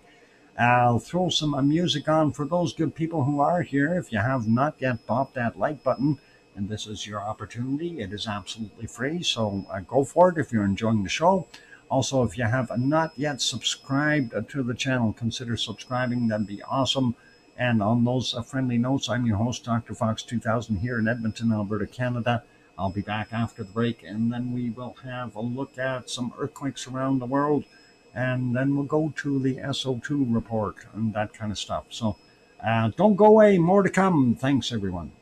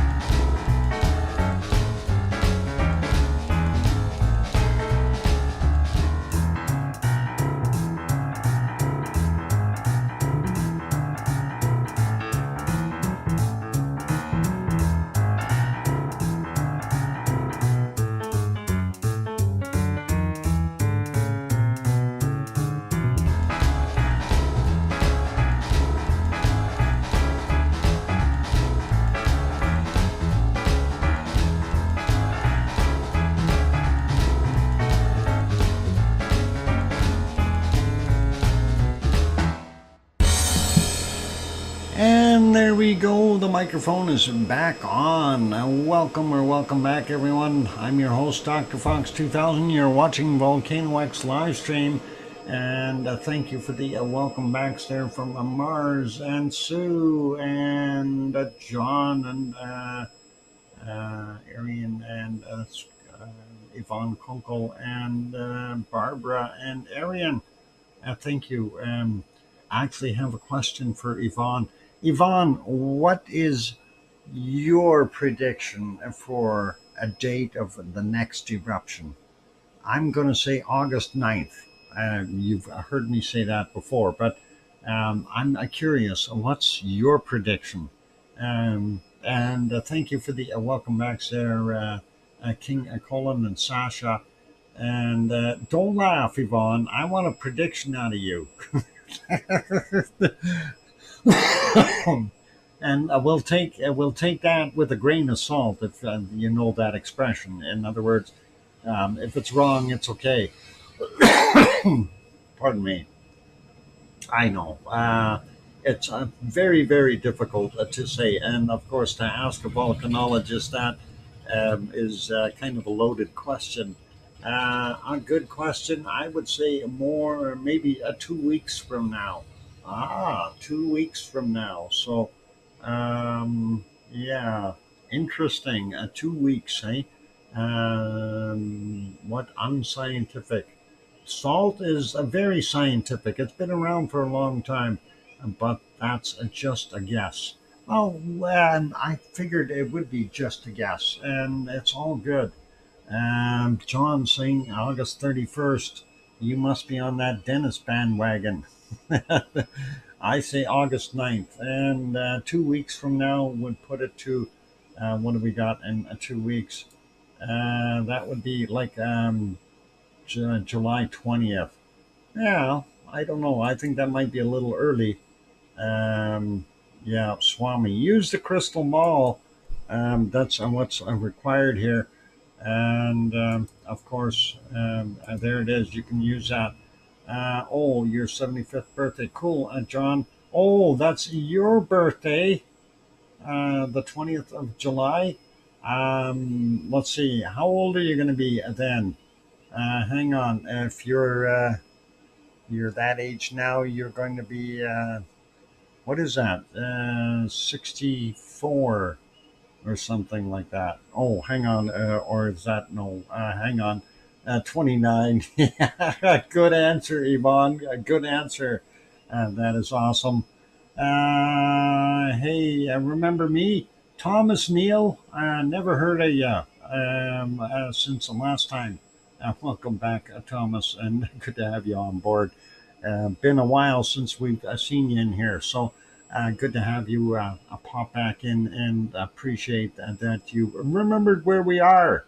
That is always wonderful to have people return. Many people come back, so that is always nice, and that's probably because they get treated fairly well in here, and even Yvonne remembers you, even though that she's getting older. Her memory's starting to go. I'm kidding, Yvonne, and I wouldn't kid you if I didn't like you. So all good. Yeah, it's okay. Hey, you're the one who kept on saying you're getting older. Wait till you get to my age. Or wait till you get to John's age. No, who was it that said it's their 75th? Was that John? Yeah. Wait till you get to John's age. Then you really got some problems. That'll be a ways down the road. It's burning here in Arizona. Oh boy. Yeah, I wouldn't doubt it. Anyway, it's a time to go have a look at our earthquakes. And let's see if we can spot some earthquakes around the world, other than Arizona being on fire. And let's get to it. AC weather. Yep, the power grid is being strained there in Arizona with all the air conditioners running. Yeah, Phoenix is 44 degrees Celsius, and Death Valley only 51 right now. So yeah, make sure you take enough water in either place. Let's go take a look at the earthquakes. Let's see what we got. First one, I want to actually just point this one out. It's a 4.4. They call it Greenland. It's halfway between Jan Mayen and Svalbard here. And that is 10 kilometers down. Happened at 10:07 today, our time. Interesting to see that. And that would have been like about 4 a.m. or 3 a.m. Their time locally. So very interesting to see that out in the middle of nowhere, and hopefully we won't see too many more of those in that region. Well, it just tells you the plate's moving a bit. All right, Kamchatka Peninsula, nothing. And then we get into the Aleutian Islands. We have a 4.1 Rat Island area, and that's from 1213, 112.7 kilometers down. There's a couple other little ones in here. 3.6, 63 clicks northeast of Attic, from 1022, 166 clicks down, and a bunch of more small ones. Not really going to worry about them. 3.2, kind of the biggest one out of the group. Happy to say there's no more activity here. This was the last one here for Tofino area, on the boundary lines of the Pacific Plate and the Juan de Fuca Plate. And that was from yesterday at 10:43. So nothing else new has popped up there. Glad that is quiet. They did have one here that looks like a Vancouver Maple Ridge area, 2.3, 9:36 this morning. And yep, Maple Ridge. Actually, that's north of Maple Ridge. Maple Ridge is here in this vicinity. And yeah, that's a little ways up in the mountains. So all cool. Not seeing anything else in North America. That's a real concern. Central regions all quiet today. We're still seeing our stuff here in Puerto Rico, 3.0, 107 this morning, 5 clicks down, and then a couple more little small buddies. Central America, nothing. Sliding in, looks like Peru had this one, 4.3. Yesterday's at 2,255.1 kilometers down. And next one also in Peru, a 4.4 from yesterday at 2046, 132.6 clicks down. And this one in Argentina, a 4.6. And that happened today at 1531, 201 kilometers down for him.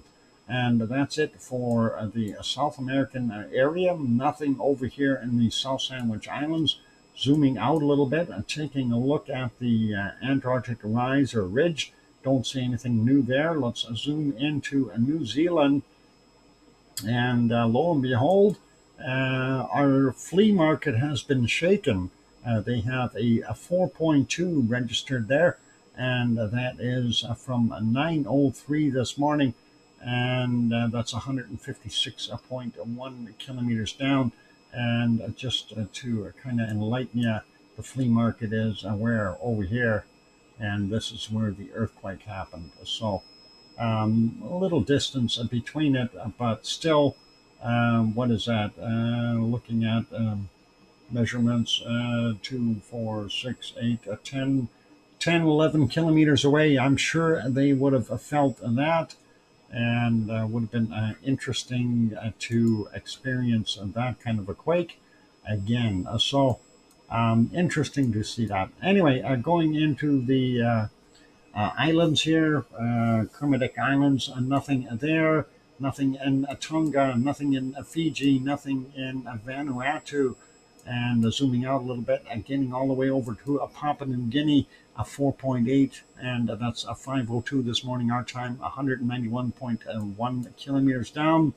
Eastern Java, we have this one near Tual, 4.7 from 2:26 a.m. at 10 kilometers down. And we have one here in Java, not too far away from our wonderful Simiru, and may have shaken the lava a little bit there too. That is a 4.4 from 7:26 a.m. and 89.5 kilometers down for that one. And carrying on, we don't see anything along Sumatra or all the way into Myanmar. Let's take a look at the other stuff here. This is all Philippines. 4.9 from 1125, 56.2 kilometers down. The next one is a 4.9 from 1001, 77.1 kilometers down. And then north of the main body there, or Luzon Island, we see this 4.9, 10:01 a.m. And no, sorry, 5.5 from 4:29 a.m. My bad, I didn't click on it yet. 16.6 kilometers down for that guy. And nothing out here in Guam or the Marianas or the Japanese islands. Getting a little closer to Japan, we see this one though, 4.8, and that is not too far out. Happened at 4:21 our time, 62.1 kilometers down. And then further to the north, we see another one, 4.3, and that is 42 minutes after midnight our time, and 50.1 kilometers down. And that brings us back up to the Kamchatka. We don't see anything up there. And this one might be in Afghanistan. Yep, it is 4.7. Happened at 15:17 today, and that is 102.1 kilometers down. And next, not seeing anything in this area or in the African basin there, and also not seeing anything on the Arabian microplate, and nothing on the Anatolian microplate, and nothing new on the Aegean plate. Piggy did say she felt some of these rumblings a little bit. So nothing too severe. So I hope Piggy is having a nap now. And the other one on the western side of Greece, that's technically still a part of that Hellenian arc, but let's call it a 4.9, 11:32 today our time, 3.6 kilometers down for that one. And not seeing anything over here in Italy or Sicily, and also I don't see anything happening in the Azores. We've already covered this one up here between Myanmar and Mayan. So that is kind of out in the stretch point. Something is pushing against each other, and that might be some tectonic plate activity. Anyway, that was a 4.4, so we'll leave that there. Let's go to Hawaii real quick and see what we got. So all of the other islands, I don't see any quakes on any of them. And the only one is, of course, on the big island of Hawaii. And let's take a look at some of these quakes real quick. We got a 1.9 from yesterday, 2247 at 3.9 kilometers down. Next one, a 4.2 from 1715 yesterday, 2.3 kilometers down. 2.0, 627 today, 700 meters below sea level. And getting zoomed in here, we'll grab the latest one first, and that's a 2.3 from 1551, 31.7 kilometers down. Next one is a 2.5 from 1632 yesterday, and 29.6 clicks down. 2.6 yesterday, 1632 as well, 33.1 kilometers down. 2.3 from today at 4:17 a.m. at 31.4 clicks down, and the other one here, 2.4 from 9:51 a.m. 31.4 clicks down. Moving over, we don't see anything else in the Pahala region. Real quick look, and just want to make sure I didn't miss anything on the outskirts. Nope. We do want to get this guy on the side of the hill. 2.0 yesterday's at 21:27, 1.1 kilometer below sea level. Let's start out with these here. 1.8, 11:30 today, 2.2 clicks down. And this one is a 1.8 from 12:28 today, 2 kilometers below sea level. 1.9 from yesterday at 2017, 2 kilometers down. And this is a 1.9 from today, 7:41 a.m. at 2.8 clicks down. And next is a 1.8 from yesterday at 20:38, at 2 kilometers below sea level, and this one is a 1.8 from 2329 yesterday, 1.6 clicks down. And next one we have a 2.2 from 1210, 6 kilometers down, or sorry, 600 meters down below sea level. This one is 1.9 from today at 2:53 a.m. our time. You can take 4 hours off those times and get Hawaiian time just to make it accurate if you wish. And that is 1 kilometer below sea level. And the other one is a 1.8 right next door, 5:50 a.m., 100 meters above sea level. Still a long way to get up to the top surface. And that is a 1.8, of course. And next one, a 2.1 from 1211, and that is 1.8 kilometers below sea level. Then we got one left on the side of the caldera here. It's a 1.8, happened at 1:39 a.m., 400 meters below sea level. And I don't see any other quakes. So that is what we've got going on in Hawaii. And that's basically our earthquakes for today. Oh my God, it's a zoo happening in the channel already. And what the heck have we got going on here? Everything from a buffalo to one-humped camels and elephants, and Tyrannosaurus kind of things, and rhinos and mice. And they all come from the same family, right? They're all, well, hang on, maybe not the, I don't think the dinos are. Kangaroos, those are huge mice with big ears and very long legs. Kind of remind me of rabbits, sort of, in a way, or jackrabbits anyway. Yeah, what will a jackrabbit look like in 10,000 years? I wonder. Maybe a kangaroo. Yeah. Did we stop at the National Zoo? I think yeah, it's happening right now, apparently, there on Mars 2028. Pardon me. Time for a break, though. So, for those good folks who are here, what we got coming up next will be our wonderful. What are we going to have come up? Our wonderful stuff.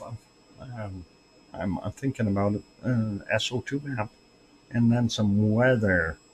It's warm here. I don't need any weather. Let's see what the temperature is here. It's actually quite warm here.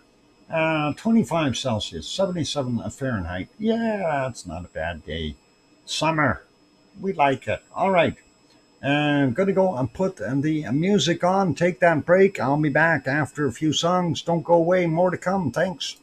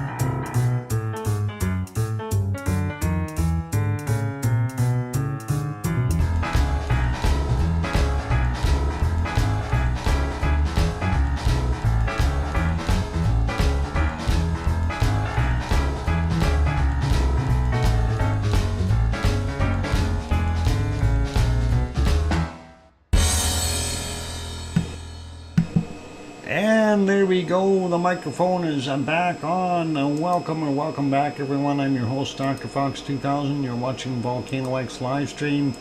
And thank you for the welcome backs there from Sue and John. And let's see, Mars 2028.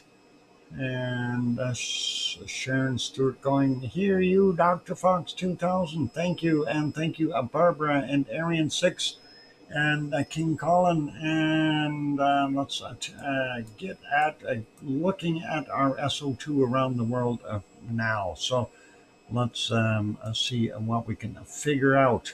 SO2 map up on the screen. There we go. I'm gonna, well, not zoomed out all the way. Let's have a quick look at the northern hemisphere first.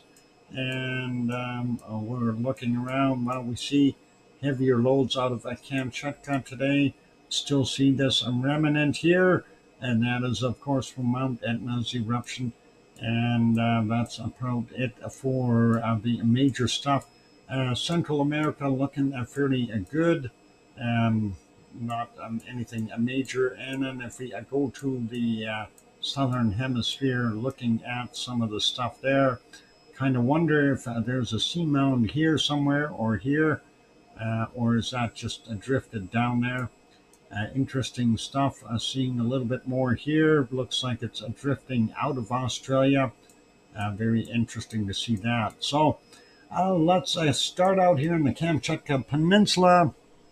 Obviously, and we know we've got Shivelish up on the top, then Klyashevskoy and Bezimiani.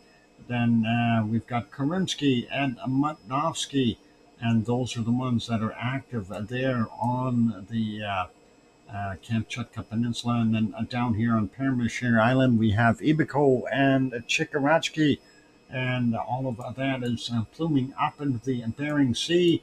And kind of getting back into the Aleutian Islands over here. This area a little bit heavier because of Sheldon right there, creating some SO2 as well. And then we carry on and see it going nowhere. North America, though, looking not bad all in all. Greenland is clean. It looks like none of it is got none of that SO2. And a little bit there in Alaska, and a little in the Yukon, and just a very light remnant there in Northwest Territories.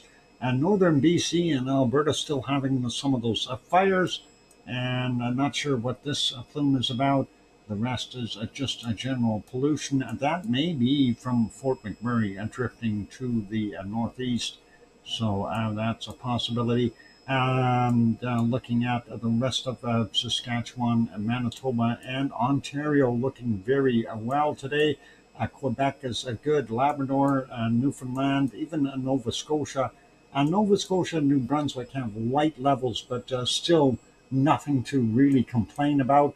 And then, of course, our industrial area here in the eastern part of the U.S., dense populations as well as different industries doing their thing. So that's what we got going on there.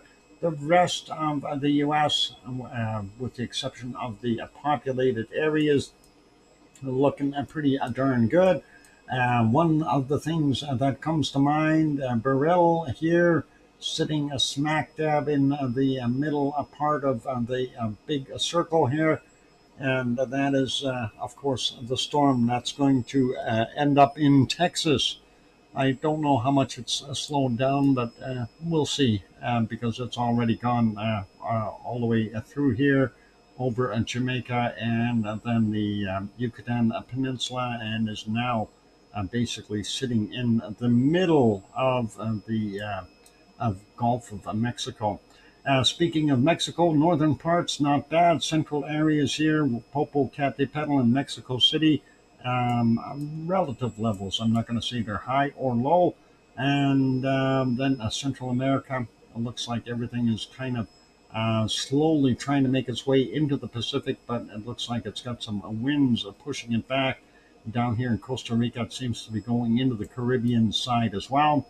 And then looking at Colombia, Nevado del Ruz and Parisi, definitely pushing their stuff out into the Pacific side. Same goes for Reventador and Sangay here in Ecuador. And a whole bunch more from our wonderful Seven Kaya in Peru, putting out quite a bit of SO2.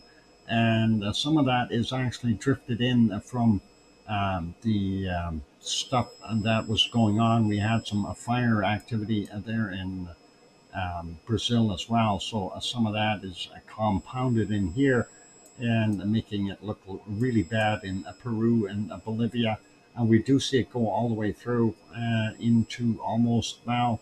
Um, it does go into the Atlantic as well here. And Rio de Janeiro doing its thing.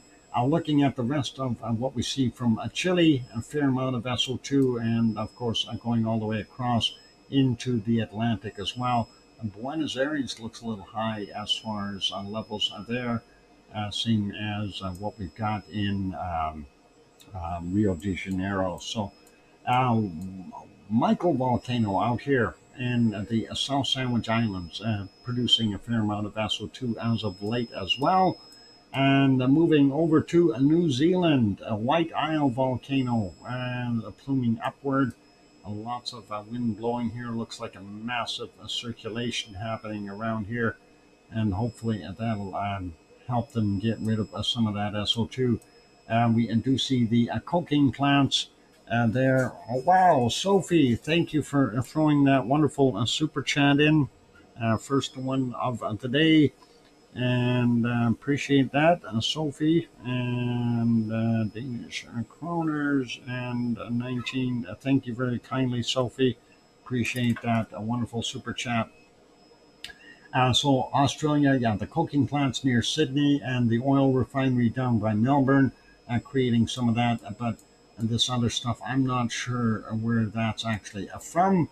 And let's move up a little bit. So tofu up there in Honga Tonga, doing its thing. And then you've got Yasur, Gawa, Eoba, Abrams there in Vanuatu doing their stuff. Papua New Guinea continues with its stuff. And of course, we see the stuff from Ibu and Dakono there on Halmahera Island. And as we sneak through, Luotabai Laki Laki being the bigger performer here, Luotalak probably working on throwing out some SO2 as well. Very heavy levels coming out of Semaru, and you can see that getting into the southern oceans there. And then again, not sure what's coming from where. We do have some coming from Merapi. We have some coming from Slamet, and some from up top here, which I still don't know where it's coming from. Hardly anything for Jakarta today, which is really awesome. They must be really relieved to have a clean air today. And a little bit there from our wonderful Krakatau in that region. Moving up, and we don't see a heck of a lot coming from our wonderful Currency, and then moving up a little bit more, and there's a Marapi, I should say, not Merapi, Marapi on western Sumatra. Cinnabung is still pushing its wares as it does normally. Looks like Kuala Lumpur and Singapore are actually heavier than what we have there. And moving up and looking at Luzon Island, we do see here Mayon doing its thing, as well as Taal degassing some more, and of course Manila being right there. So a little bit of extra stuff from the people, and normal stuff out here in the Marianas and Taiwan. And looking at Suwanoshi-jima, we see a pretty normal output there. A little heavier output, so just down here from Arian 6, noob. Yeah. Thanks, Arian. Arian 6 throws in a wonderful super chat as well. Thank you very kindly, Arian. And that is awesome. Anyway, down here, I'm going to try it. It's Kunichi, no, Kuchi no Irabojima. I did it. Now she put it up there. I did it without having to look. Aren't you proud of me, Sue? I named Obi-Wan Kenobi correctly. Never mind. Oh, I don't know if she caught on to that. Obi-Wan Kenobi. What is noob? Noob is like a newbie. When you come into doing something, if you're new at something, you're a newbie, a noob. That's what they call it. Anyway, Sakurajima doing a little bit there as well. Hardly anything from ASO, and I thought we'd have a little bit more there. And then going up a little further, and we see there's a Tokyo, and of course we see some higher levels up in the north here. So our Asama volcano is probably dumping out a bunch and getting this out as well. So that is pretty cool. And that brings us back up to the Kamchatka, pretty normal there. And not so heavy levels there in China today. Hong Kong seems to have a streak going to the north there, and Shanghai and Wuhan a little bit easier from what we see. And looking at India, we do see our stuff coming out of there, pretty normal, for the eastern side. Sri Lanka's got some SO2 as well. South Africa, of course, and the southern area here. I'm not sure if all of that is from our gold smelting, but certainly a lot of it. There may be some other seamounts involved, creating some more SO2 there as well. Democratic Republic of the Congo, we've got Nyamura, Gira, and Nyiragongo, and some coking plants there in the Congo. And then I will get up here, Danakil and Depression right in this area. And that is our wonderful Urta Ale.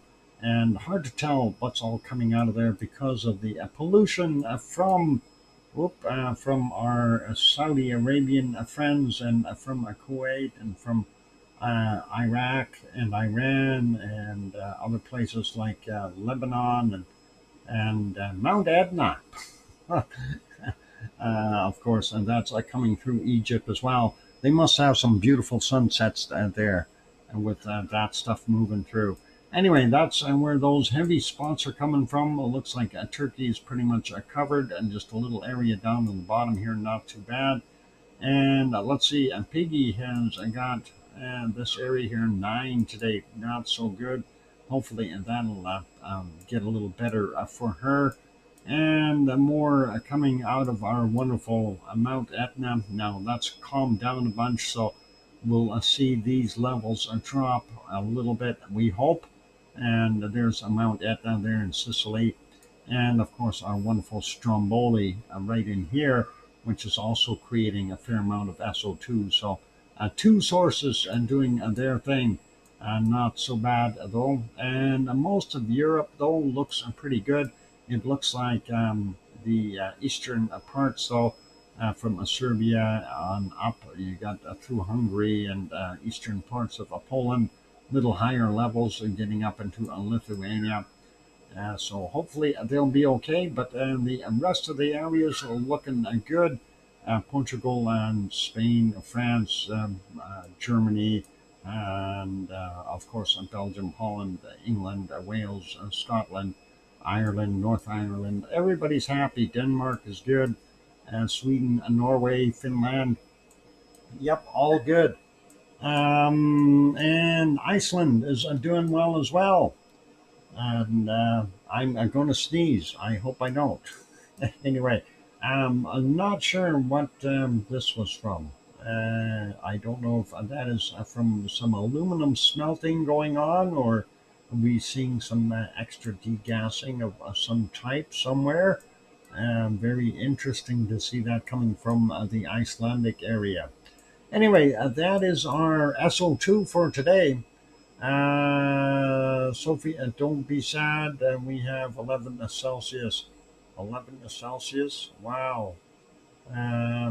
Yeah, that's not so good. Dress warmly. That's all I gotta say.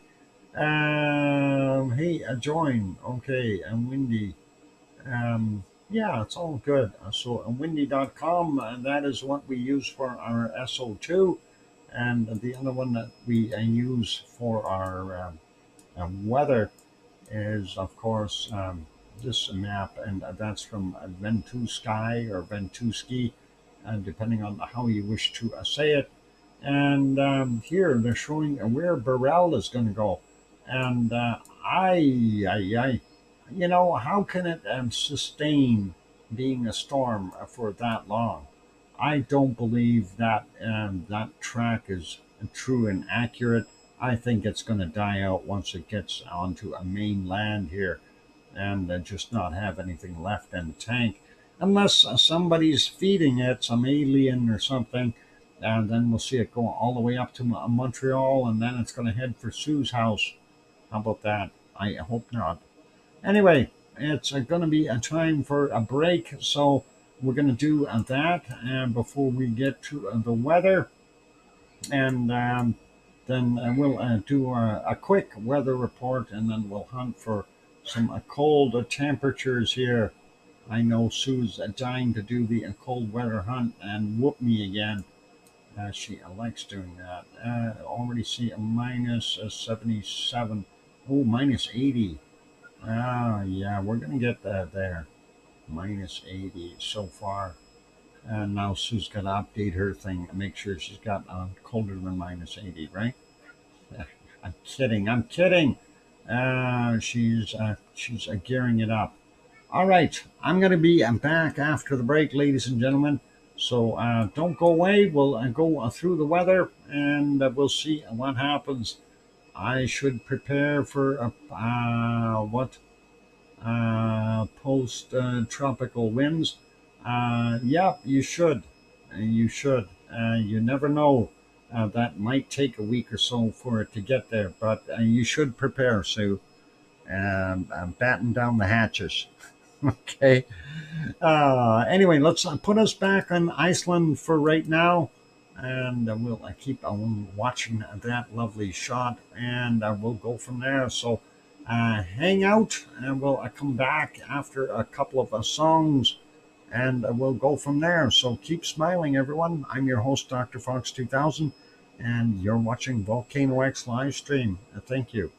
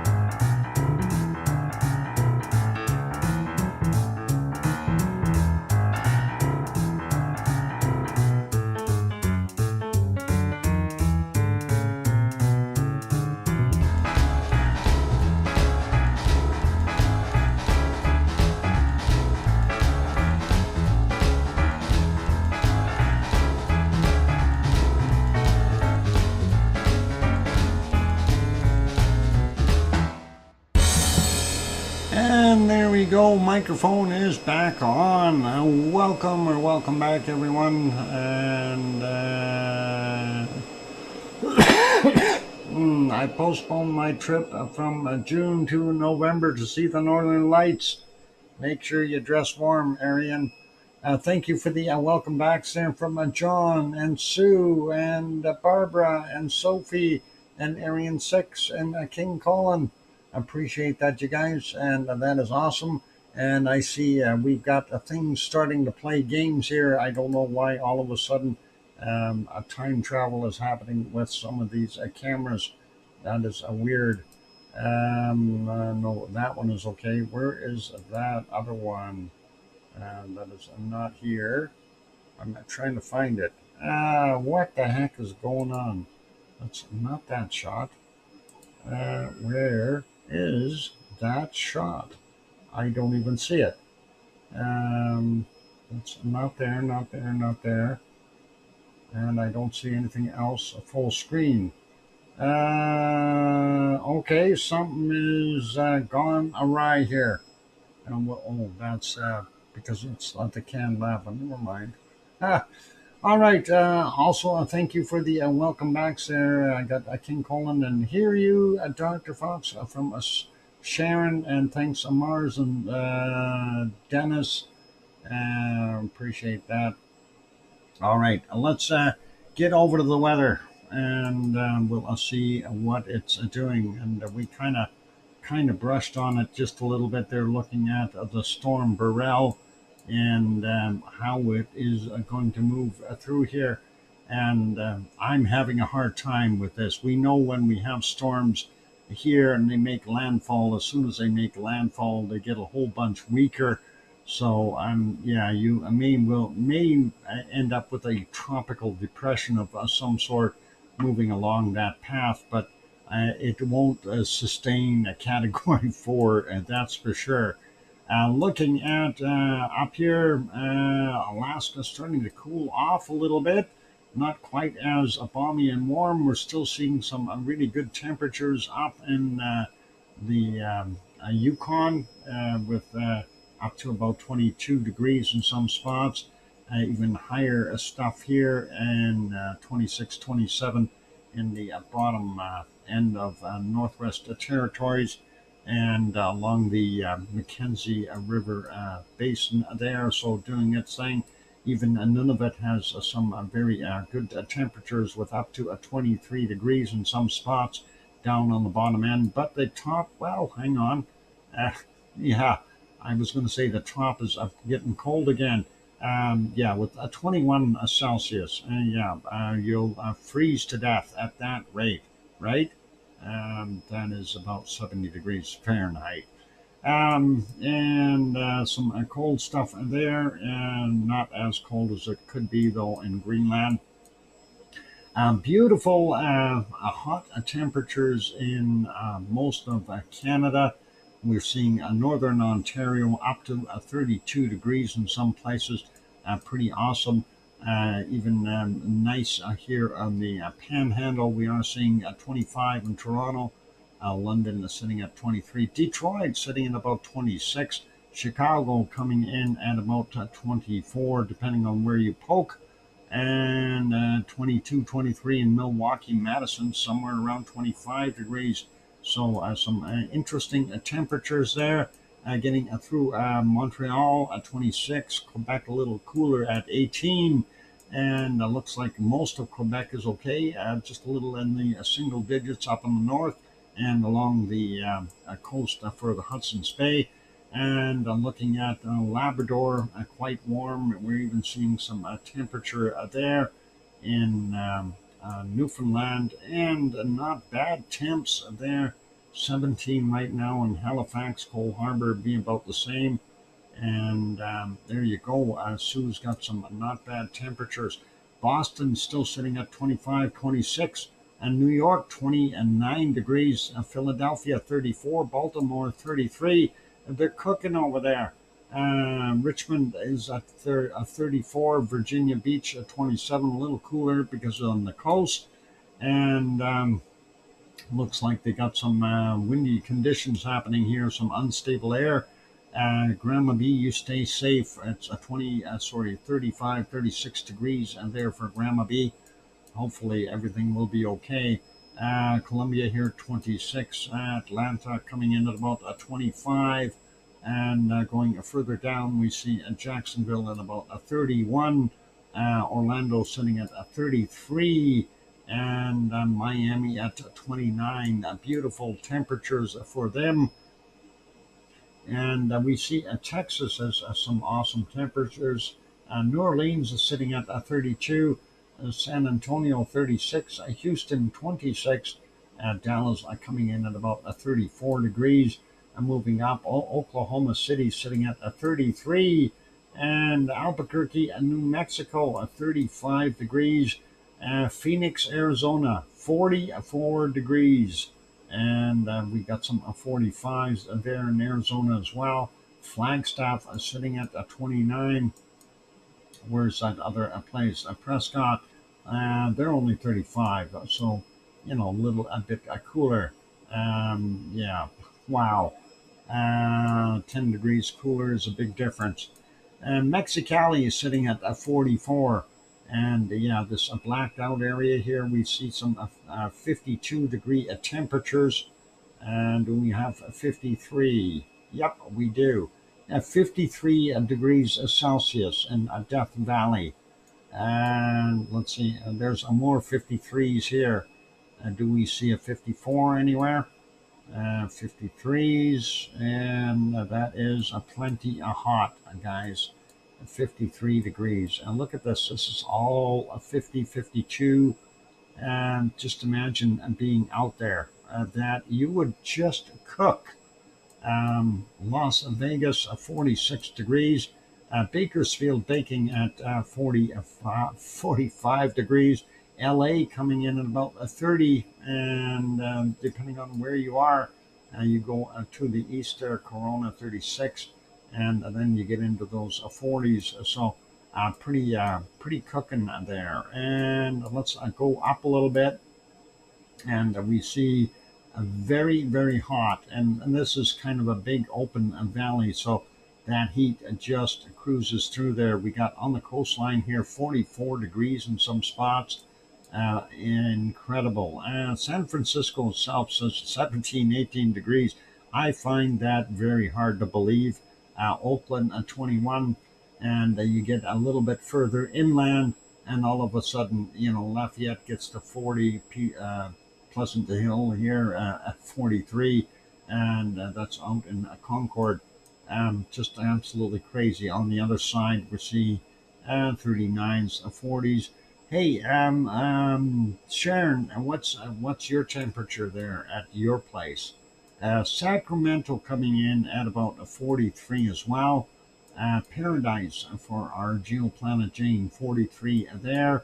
We see some hotter stuff, 48s up to the northern parts here. Reading sitting at 48 degrees Celsius. Wow, that is absolutely hot. Medford is in the next state up, and that's a 42 there. Absolutely incredible. Eugene 38. Portland coming in at a 34.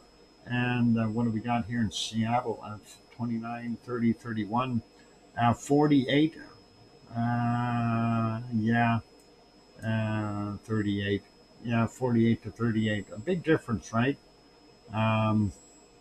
22, 23, and there in Vancouver.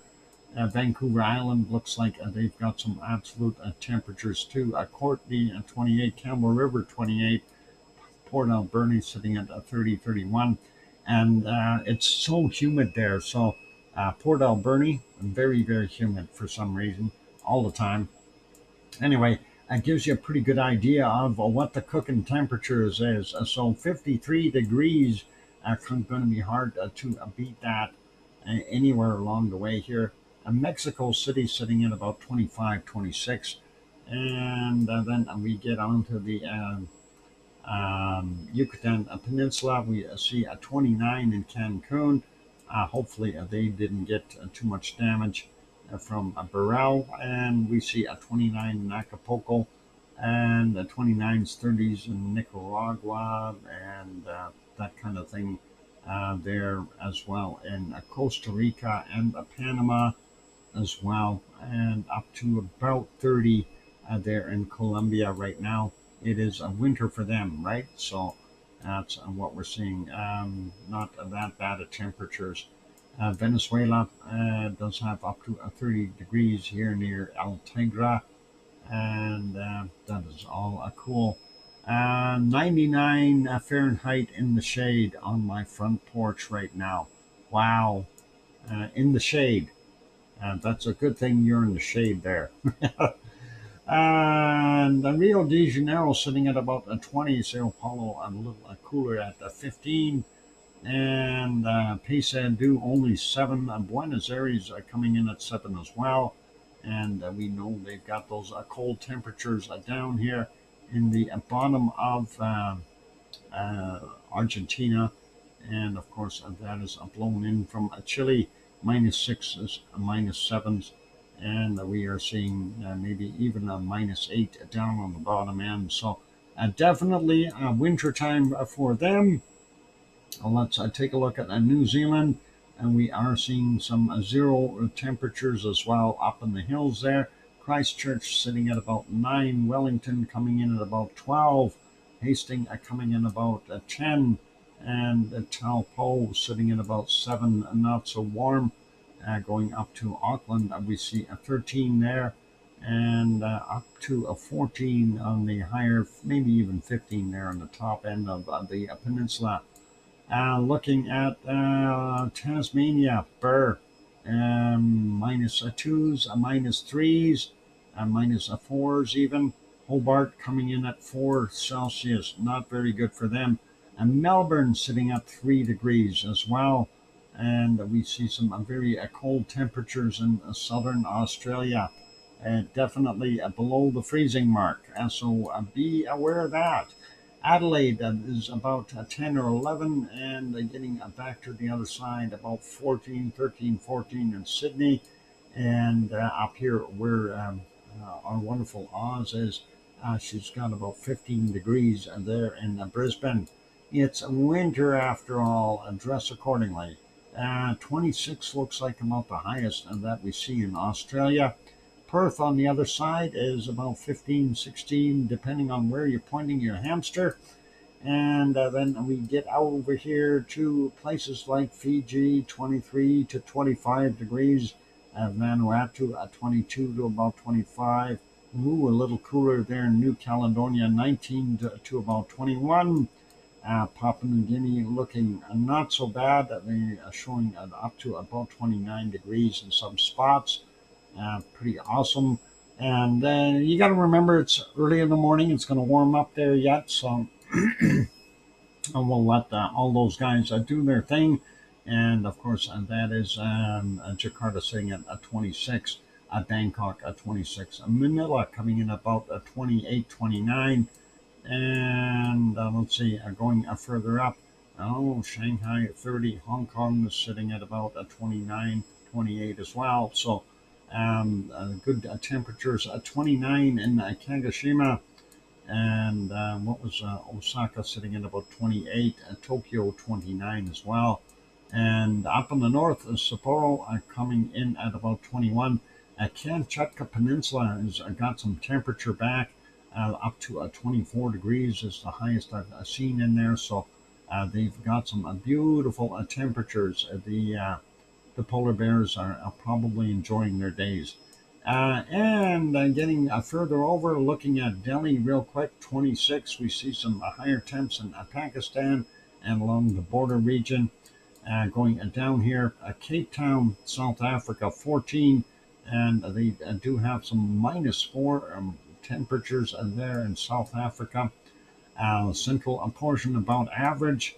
And if we look at some of these high temperatures over here, 41, 42 degrees, 43, and that's still not touching what we have in Death Valley at 53 today. So very, I'm just going to say very cool, but it's actually very hot. Moving on over into Saudi Arabia, 38, 37, 38. And Dubai sitting at about a 32. Riyadh is sitting at the 33. Baghdad coming in about 30. Cairo, Egypt, 24 degrees. And then looking at Turkey, Malatya, 23. Adana sitting at a 26. And of course, a Piggy on the island of Kos right now has 27 degrees. And that is incredible. And hopefully everything is okay there. Istanbul, 23. Athens at 25. And Catania on Sicily, 24 degrees. Redenzo sitting at about a 16. No extra heat from the volcano. And 22 in Naples, Rome, 20 to 22 degrees. And Milano sitting at about 21. Moving further to the west here, looking at Madrid, we got about 20, and Lisbon coming in about 16, 17. Aurelio's house about 14 right now. Further up into France, we see Nantes at about 13, Paris 14. Let's slide up into Germany, 17 in Munich. Frankfurt coming in at 13, Cologne 14, and Von Kunkel's house about 13 or so. And looking at Brussels, 12 degrees. Amsterdam is 14, and that whole region, well, it looks like along the border here towards Luxembourg, a little bit on the cooler side, single digits. Hopefully they'll warm up a little bit. And Berlin, 19 degrees. Hamburg is saying at 14 degrees. And Aarhus is about 12. Copenhagen sitting at about 15. Oslo up in the north is 12. Stockholm 16. They've got some warm air blowing up there. And 17 in Helsinki. St. Petersburg 15 degrees. Let's get over to England and see what they've got. 12 in London right now. And looking along the coastline, 12s and 13s along Wales and that area. Leeds coming in about 11. Glasgow sitting at 11. Aberdeen about 10. Highlands maybe down to about 6 Celsius. And then we see Dublin coming in at 12. Irish Monk's house about 10 or 11 or 12 as well, somewhere in there. Ennis is sitting at about 10. So moving up to Iceland, we see the bottom end here. They have a little bit of warmer weather, and that is nice to see that. Reykjavik coming in at about 11 degrees, and our wonderful Grindavik about 10, Keflavik 10, Reykjanes 10, Yardvik 10, Airport 10. So that is our weather for today, and that is pretty awesome. Let's go hunting for cold temperatures and see what we've got here. And Sue has something well below minus 80. So she's got minus 800. No, minus 82. I'm going to be struggling to find that. There's a minus 79. Let's zoom in and that. There's a minus 80 right there. Zooming in and looking to see if we have anything colder on my map here. Sue's got a special map. She's always got colder temperatures for some reason. Minus 80. I don't see anything colder yet. Minus 80.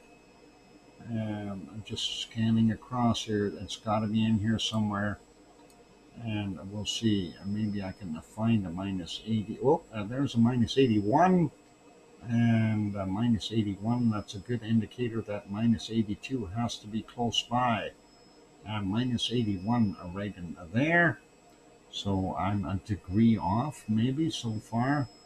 And let's see if we zoom in to a minus 81. Will we spot a minus 82? I don't know. Minus 81. And that's actually a larger area than I thought. Minus 81. And looking for that elusive minus 82. I'm not seeing it there. Minus 80s. Yep, a minus 81. I'm going to have to live with a minus 81. and hope I can make it up elsewhere unless I find that minus 82 real quick. And minus 81 so far is at the cold temp. And let's see, well, according to mine anyway, minus 81. Sue has extras built in so she can win. Minus 80. Yep, a minus 81 it is over there. Let's just take a look, a quick scan at some of the other stuff, just to make sure I'm not missing something along the way here. We got some minus 70s, 75s, 76s right in there. And I don't see anything colder over here. Nope. And minus 60s. No. Whoop. And there's a minus 72, 73. And I'm not seeing anything else there around that low. That high doesn't have anything there either. What about this one? And only seeing a minus 60 somethings. And checking the outskirts here, the areas we haven't looked at, so minus 60s. Well, I guess a minus 81 is the best I am going to be able to do for today, unfortunately. So I think Sue might have me whooped on that one. Well, let's take a look at Greenland and find our minus 85. There's a minus 9. So a minus 9 is okay. Let's zoom in a little bit and see if we can roust out a minus 10 in here somewhere. Minus, oh, there it is, right there. Minus 10. Aha, I got it. Okay, now we need a minus 11. Minus 10 Celsius, and that's about it. All right, a minus 10 Celsius for the wonderful Greenland. So that is okay. Let's see what we can find in Canada, eh? Let's go look right here. Minus 3. That is about it. Minus 3 right there. And let's go up here and look at some of the colder places. This is usually the cold spot. Look at how warm it is. That is incredible. Same with this region here. So a minus 3 so far is the best that we can do. Let's go sneak in over here and see maybe we can find a minus 4 in all this balmy weather. No, minus 2s. Nah, we're not going to do it. Minus 3 it shall be for Canada. Ouch. Kicked my desk with my knee. There's a minus 4 in Alaska. Let's see if we can find a minus 5. Minus 4 is on the board, and looking for a minus 5. Well, let's see. I don't see it. Minus 4 right there. Let's see. Maybe we can get lucky and find a minus 5. Nope, a minus 4 it shall be. All right. Alaska is a minus 4. And let's go find out and see what we have in Russia. And Russia, I'm sure, will hold some cold temperatures down to a minus 90, right? Yay. And where is the cold spot? Minus 1. We're not batting 100 here yet, folks. Minus 1 degree Celsius. And they are getting suntans over there for some reason. Minus 1. There's a minus 2. There's a minus 3. Okay, so minus 3 so far seems to be about what we've got there. I don't know what I need to beat, but that is there. Let's see if we have anything else. I don't think so. Minus 3 Celsius. So, yeah, that's it. That's it. Nothing else then is going to keep us from doing our thing. Real quick here and look in China. It's a cold. Minus 6. Minus, yeah, minus 6. All right. right, that's it. And I'm giving up for today. So that's all she wrote. Thank you very much. And overall tied. Awesome, Sue. And thank you for playing the game and finding the cold temperatures and very close game all the way through. So very, very cool. All right, let's put us back to there in Iceland, and we'll make sure those screens are working. And let's see, that one is going, that one is going, and that one is going. All right, everything is moving. We are seeing a nice sunset there, and that is that this picture? No, that's not that picture. It's got to be this picture. There you go. Some nice looking color of a sky and very, very awesome. And that, of course, is looking to the west northwest. Sorry, that's a more north. Yeah, really, it's actually more north from on top of Thorbjorn, and we see a couple of um, steam spots here. So seeing that there and this one here. And of course, that is still some hot material in there causing that to do its thing. So that's what we've got. Let's go back and put it on the multi-view. And we'll leave that on. And I want to say a big thank you to everyone for being here today. Appreciate all of you. I see those likes are up at about 78. If anyone hasn't popped that like button, please give it a quick shot and thank you. Also, if you have not yet hit that subscribe button, consider subscribing if you've enjoyed the show. On those friendly notes, I want to say thank you to Sophie and Arian6 for throwing in those wonderful super chats for today. Appreciate that a lot, and helps out. It pays the power bill, that kind of thing. And on those other notes, I want to say a big thank you to our moderators, Arizona Snowman and Piggy and Sue and C&D Boy and Yvonne Kunkel and Gura and Siggy, and I think I said Siggy twice now, and Gary 24/7 Live AZ Skies, amongst others. So thanks, mods, for being here. And thank you, all of you, for being in the chat today and enjoying the show.